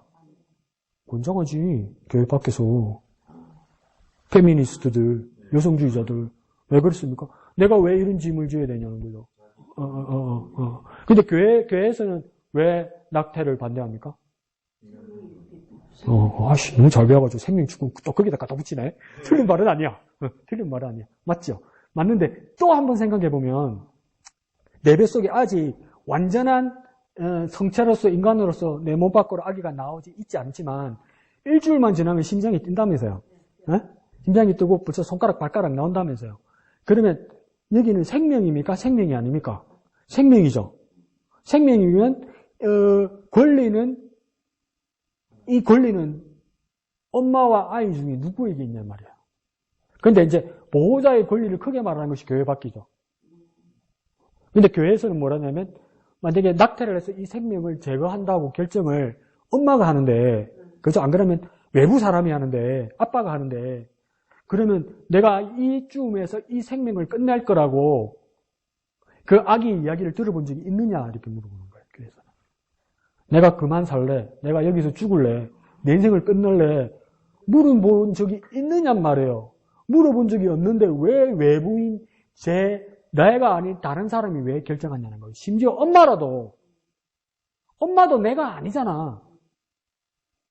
내가 죽고 사는 문제에 대해서 왜 아빠나 엄마가 결정하냐 이 말이에요. 근데 교회 밖에서는 뭐라고 이야기하냐면 어느 사회가 내가 혼자서 힘들게 이 아이를 만약에 키우려고 할 때 어느 사회가 책임져주고 날 보호해주냐 이 말이죠. 그래서 이 권리는 엄마인 내게 있다고 말하는 거죠. 여성 해방운동은. 근데 교회 안에서는 조금 더 우리가 신중하게 생각해야 될 건 뭐냐면 더 원색적으로 말해볼까요? 애한테 물어봤나? 이 말이에요. 더 쉽게 말하면 당사자한테 물어봤나? 이렇게 말하는 거죠. 그럼 왜 그 권리를 월권하냐? 이 말이에요. 이 차이에요. 이 차이. 이 차이. 그러니까 아주 미묘한 차이예요. 미묘하지는 않지. 근데 아주 논란이 되는 이야기예요. 이게. 이야기인데 문제는 뭐냐면 교회 사람들이 이렇게 하는 거 우리가 많이 봐왔죠. 교회 사람들도 심지어 저도 아무 말 못했단 말이지. 우리 애가 사고 쳐가지고 얘 지았어 이러잖아. 지금 그 이야기예요 이게. 네. 젊은이들 우리 교회 자녀들이나 안 그러면 후배들이나 이런 일들에 대해서 우리가 함부로 프라이버시라서 침묵한 적이 너무 많단 말이죠. 또 그런 일이 생기면 어떡할까? 난 또 침묵하겠지. 뭐라 그러겠어요? 그죠? 근데 이걸 어떻게 생각하냐면 생명이죠. 근데 그 짐이 너무나 크다고 느끼면 한 여자의 인생이 짐이 너무나 크고 힘들면 그것도 그렇다고 그죠? 엄마니까 또 마음이 아픈가 보다. 자, 그 다음 안락사의 문제. 안락사의 문제는 이게 보면 안락사 오른쪽으로 가면 그렇게 되어 있습니다. 모든 삶의 정리와 끝은 하나님께서 행하시는 것입니다. 생명치료를 종료하는 문제. 여기까지 줄쳐볼까요? 생명치료를 종료하는 문제. 이걸 뭘로 쓰고 싶은 거냐면 지금 종엄사라고 쓰고 싶은 겁니다. 종엄사. 안락사 말고요. 종엄사. 그 다음 생명을 종료하는 문제. 생명을 종료하는 문제 이거는 뭐냐? 안락사로 쓰고 싶은 겁니다. 지금. 안락사 내지 자살이겠죠. 자, 어떤 차이가 날까요? 생명치료를 종료하는 문제. 그러니까 이거 뭐냐면 의미 없는 치료. 더 이상의. 그러니까 여러분이 갑자기 입원을 하거나 가도 보호자, 자녀들에게, 가족들에게 미리 말해두면 그거는 선택할 수 있습니다. 내가 연명치료를 원치 않는다. 그러니까 이 인공호흡이나 내가 쇼크로 쓰러졌을 때 인공호흡을 하거나 그 산소호흡기를 다는 것을 나는 원하지 않는다. 그걸 가족들에게 먼저 말할 수 있어요. 안 그러면 나도 이제 알아보려고 했는데 보건소에 가면 미리 쓸 수 있다고 그러더라고요. 그래서 어떤 사람들은 또 어떻게까지 쓰냐면 여기다 가슴에다 문신해놨어요. No CPR 이래서. 나 인공 이거 하지 말라고. 그건 뭡니까? 생명치료에 해당되겠죠. 그걸 거절하는 거죠. 그럼 이거는 안락사가 아니고 존엄사가 된다 이 말이겠죠. 여기서는. 이건 살인이 아니라는 거죠. 그런데 생명을 종료하는 건 뭡니까? 인위적으로 자기가 선택한다는 것이겠죠. 그러면 이거는 안락사는 살인이 될 수도 있다고 이 둘로 이 저자는 나눈 거예요. 근데 이 존엄사의 문제도 이런 문제도 있지만 우리 친구들 지금 암으로 이제 투병하는 친구가 한 명 있는데 이 항암 주사 있잖아요. 수술하고 나서 항암 주사를 맞는데 항암 이 주사를 맞으면 두 종류가 있답니다. 뭐냐면 하나는 건강보험에 적용되는 항암 주사가 있고 하나는 비싼 건강보험에 적용 안 되는 주사가 있답니다. 근데 건강보험에 적용되는 주사를 맞으면 막 메스 끊고 막 토한대. 예? 근데 건강보험에 안 적용되는 비싼 주사 맞으면 아무렇지도 않대. 그러면 아무렇지도 않는 거 맞고 싶지? 돈이 없잖아. 그러니까 가라는 사람은 건강보험 적용되는 거 먹겠지? 머리 빠지고 토하고 마르고 막 이러겠지? 그 더 예를 들어서 내가 부자면 막 인큐베이터 같은데 막 그 치료실 들어가서 하면 낫겠지? 그냥 나는 형편도 안 되고 내 자식들한테 더 이상 힘들게 하기 싫어. 금전적으로 고통 주기 싫고 그렇다고 낫는다는 100% 보장도 없고 그럼 이 치료를 내가 거부할 수 있다 없다? 있다. 이게 존엄사 수준 안에 들어가요. 그런데 그러면 돈 많은 사람은 살 수 있고 돈 없는 사람은 내가 이 집 끝내겠다는 뜻도 되잖아요. 이게 존엄사인가? 불평등에 의해서 죽는 거 아닌가? 그렇게 생각할 수도 있죠. 그럼 또 이제 목사님 인생은 안 그렇습니다. 맞아, 인생은 안 그렇죠. 그다음 생명을 종료하는 문제, 이 안락사 문제는 심각하죠. 근데 스위스에서 안락사를 할 때는 그 정부에서 이렇게 관리를 하면서 최소한 안락사를 결정하고 실행하는데 6개월 걸립니다. 심사를 6개월 합니다. 6개월. 그래서 이제 뭐 주사 같은 걸로 이렇게 결정을 하는데 그런데 다 이제 가족들 동의도 받아야 돼. 내 혼자 해가지고 되지도 않아. 가족들 다 동의를 하고 그다음 의사들, 신경정신과 의사들, 전문 의사들 다 심사를 하고 적격할 때 이제 그 주사 같은 걸로 이제 결정을 하는 거죠. 그러면 이제 그날 날짜를 정해가지고 이제 주사를 놨게 되죠. 근데 다 좋습니다, 하겠습니다. 근데 이거 딱 들어오는데 안 할란다 그러면 안 해도 돼요. 마음 바뀌게 되면 안 해도 돼요. 근데 이 안락사를 하는 사람 대부분들이 뭐냐면 조금 더 살 수는 있는데 고치지 않는 병 있죠. 불치병 이런 사람들이 대부분 결정한단 말이에요. 그럼 이게 안락사인가 존엄사인가? 이거 기준이 헷갈리죠. 헷갈리죠. 그러면 뭐냐면 우리나라 같은 경우도 건강보험 제도가 있지만 비급여가 되는 치료 같은 경우는 뭡니까? 집안이 풍비박산이 나죠. 풍비박산이. 심각한 암 환자 생기면 풍비박산이 나죠. 그러면 환자 당사자도 그게 얼마나 괴롭겠습니까? 그러니까 자기가 치료받지 못하고 죽는다는 데 대한 슬픔과 우울함과 고통도 있지만 남아있는 가족들에게 이 부담을 주고 고통을 준다는 게 더 고통스러워요. 이게 우리나라보다 건강보험 제도가 더 잘 되어 있는 나라가 대만이에요. 대만. 대만은 어떻게 하냐면 그 복권 로또 있죠. 로또. 그 모든 수익을 건강보험 공동에 넣습니다. 넣어서 근데 그 로또 그거 판매하는 사람 있잖아요. 그 사람들도 전부 중증장애인들한테만 허가를 내줍니다. 일반 편의점 이런 데서 못해요. 그 뭐냐면 막 손 없고 다리 없고 이런 분들 있잖아요. 이런 분들이 해요. 그런 분들에게 수익을 주고 그 로또 수익 전체는 건강보험공단에 들어가요. 그러다 보니까 우리나라보다 그 급여로 커버되는 게 엄청 많아요. 그러니까 항암이든지 1인 호스피스든지 마지막 임종할 때 끝까지 대만 건강보험공단에서 다 책임져요. 근데 우리나라는 그게 안 되죠. 어디서 새는지는 알 수 없지만 내시 기준으로 다 잡을 건데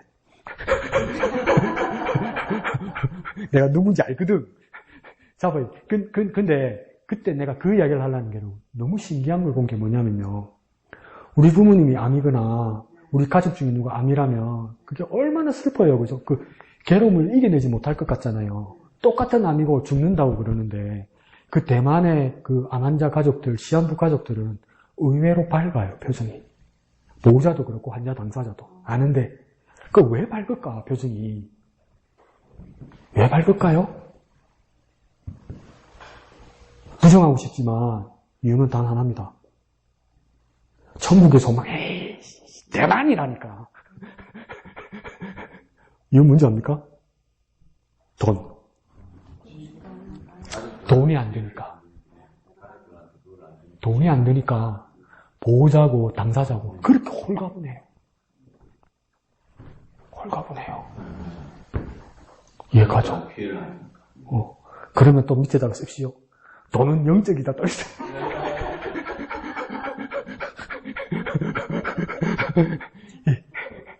그 이야기가 아니라 이 기준이 참 모호하다는 겁니다. 존엄사와 안락사의 기준도 참 모호하다는 겁니다. 자살, 낙태, 안락사 이 기준들이 참 모호하다는 겁니다. 그러면 어떻게 해야 될까? 이한빈 쌤 짜증 다 뭐야 그럼 도대체 뭐야 그럼 이러잖아요. 이게 뭡니까? 생명을 존중하라는 거예요. 주권이 하나님께 있다는 거 그거 절대 놓치지 말라는 거. 우리는 가장 적극적으로 생명을 존중하고 그 주권이 하나님께 있다는 것을 결코 잊지 말아요. 이게 오늘 요점입니다. 그래서 닿는 말 볼까요? 첫 번째 줄에 하나님 우리를 통해 이루시기를 원하시는 그분의 뜻과 마음은 예수의 영광을 입혀주시는 것입니다. 모든 생명이 하나님께 속해 있기 때문입니다. 그럼 두 번째 줄에요. 예수의 영광. 그 다음 뭡니까? 하나님께 속해 있다. 이 생명은 뭡니까? 예수의 영광. 하나님께 속해 있다. 이게 가장 중요하다는 거예요. 그리고 뭡니까? 우리가 생각할 것? 생명 존중, 하나님께 주권이 있다. 그런 모습으로 모든 피조물과 모든 사람들을 대해야 한다. 그 모습이죠. 그러니까 목사님, 저놈은 죽고 마땅합니다. 목사님 내 생각에는 이스라엘과 팔레스타인이 미사일 날아가는 것 중에 실수로 저 북한에 날아가지고 김정은 저거 집에 팍 때리고 김정은 팍 죽으면 정말 좋겠습니다. 이러잖아요. 그까지 날아가지도 못할 뿐더러 김정은이 죽는다고 우리나라가 통일이 되겠습니까? 그 밑에 놈이 또 올라오겠지. 그래, 그걸 꿈꿔봤자 소용이 없다고요. 나중에 더한 놈이 나오겠지. 더한 놈이 나오면 어떡할래? 기분 좋다고 진짜 소고기 사 먹겠지. 그래가지고 와가지고, 더 또라이 와가지고 그냥 핵폭탄 푹 누르면 어떡할 거예요, 그거? 그걸로는 해결이 안 된단 말이에요. 그러면 우리는 더 적극적으로, 그러니까, 이 지구촌 전체를 품어안고 하나님의 주권인 이 생명들을 사랑하게 하여 주옵소서. 이 생명들을 어떻게든 보호하게 하여 주옵소서. 어떻게든 이 생명을 살리게 하여 주시옵소서. 온 세상의 주권자들과 권력자들에게 그리스도인은 뭐라고 머리띠 메고 이야기해야 됩니까? 살인하지 말라. 살인하지 말라. 생명을 존중하라. 모든 주권은 하나님에게 있다. 김정은에게도, 미국 대통령에게도, 일본 수상에게도, 대한민국 대통령에게도, 저 팔레스타인 사람들에게도, 이스라엘 네탄야후한테도 그렇게 말해요. 그리스도인이란 말이요. 지기 삐고 끝내 삐자. 그게 안 된다고, 그게. 응? 답답해. 살인하지 말고 생명을 존중하는 하나님의 마음을 알게 하여 주옵소서. 그렇게 기도하는 저와 여러분 되시기를 부탁드립니다. 탄마음의 기도 1번, 2번 다 같이 하겠습니다. 시작. 하나님의 사랑이 충만한 삶이 되어 생명을 살리고 구원하는 삶이 되게 하소서. 하나님의 자녀를 사랑함으로 내 안에 생명이 있음을 증거하게 하소서. 이 시간 다 같이 기도하실 때 살인하지 않고 생명을 존중하게 하시고 하나님의 주권, 예수의 영광을 알게 하여 주시옵소서. 다 같이 기도하겠습니다. 거룩하신 아버지 하나님 은혜를 감사합니다. 살인하지 말라는 주님의 말씀이 모든 생명을 사랑하는 것임을 깨닫게 하여 주옵소서. 모든 주권이, 생명의 주권이 하나님께 있음을 깨닫게 하여 주시옵소서. 모든 것들이 예수의 영광을 입혀주시는 것이며 모든 생명이 하나님께 속해 있음을 깨달아 모두를 사랑하게 하여 주시옵소서. 거룩하신 아버지 하나님 은혜를 감사합니다. 살인하지 말라는 그 속에 생명을 사랑하는 하나님의 마음을 깨닫게 하여 주옵소서. 온전히 사랑하시는 주님의 마음이 내게 입혀져서 모든 생명체에게 예수의 영광을 입혀주는 일에 쓰임받는 우리가 되게 하여 주옵소서. 모든 주권자들에게 그리스도인으로 외치게 하여 주옵소서. 살인하지 말라. 살인하지 말라. 모든 생명을 사랑하라. 주권이 하나님께 있습니다. 그렇게 선언하는 우리가 되게 역사하여 주시옵소서. 모든 것을 감사드리며 거룩하신 예수님의 이름으로 기도합니다. 아멘. 하늘에 계신 우리 아버지, 아버지의 이름을 거룩하게 하시며 아버지의 나라가 오게 하시며 아버지의 뜻이 하늘에서와 같이 땅에서도 이루어지게 하소서. 오늘 우리에게 일용할 양식을 주시고 우리가 우리에게 잘못한 사람을 용서하여 준 것 같이 우리 죄를 용서하여 주시고 우리를 시험에 빠지지 않게 하시고 악에서 구하소서. 나라와 권능과 영광이 영원히 아버지의 것입니다. 아멘. 주님 감사합니다. 주님 홀로 영광 가져와 주시옵소서.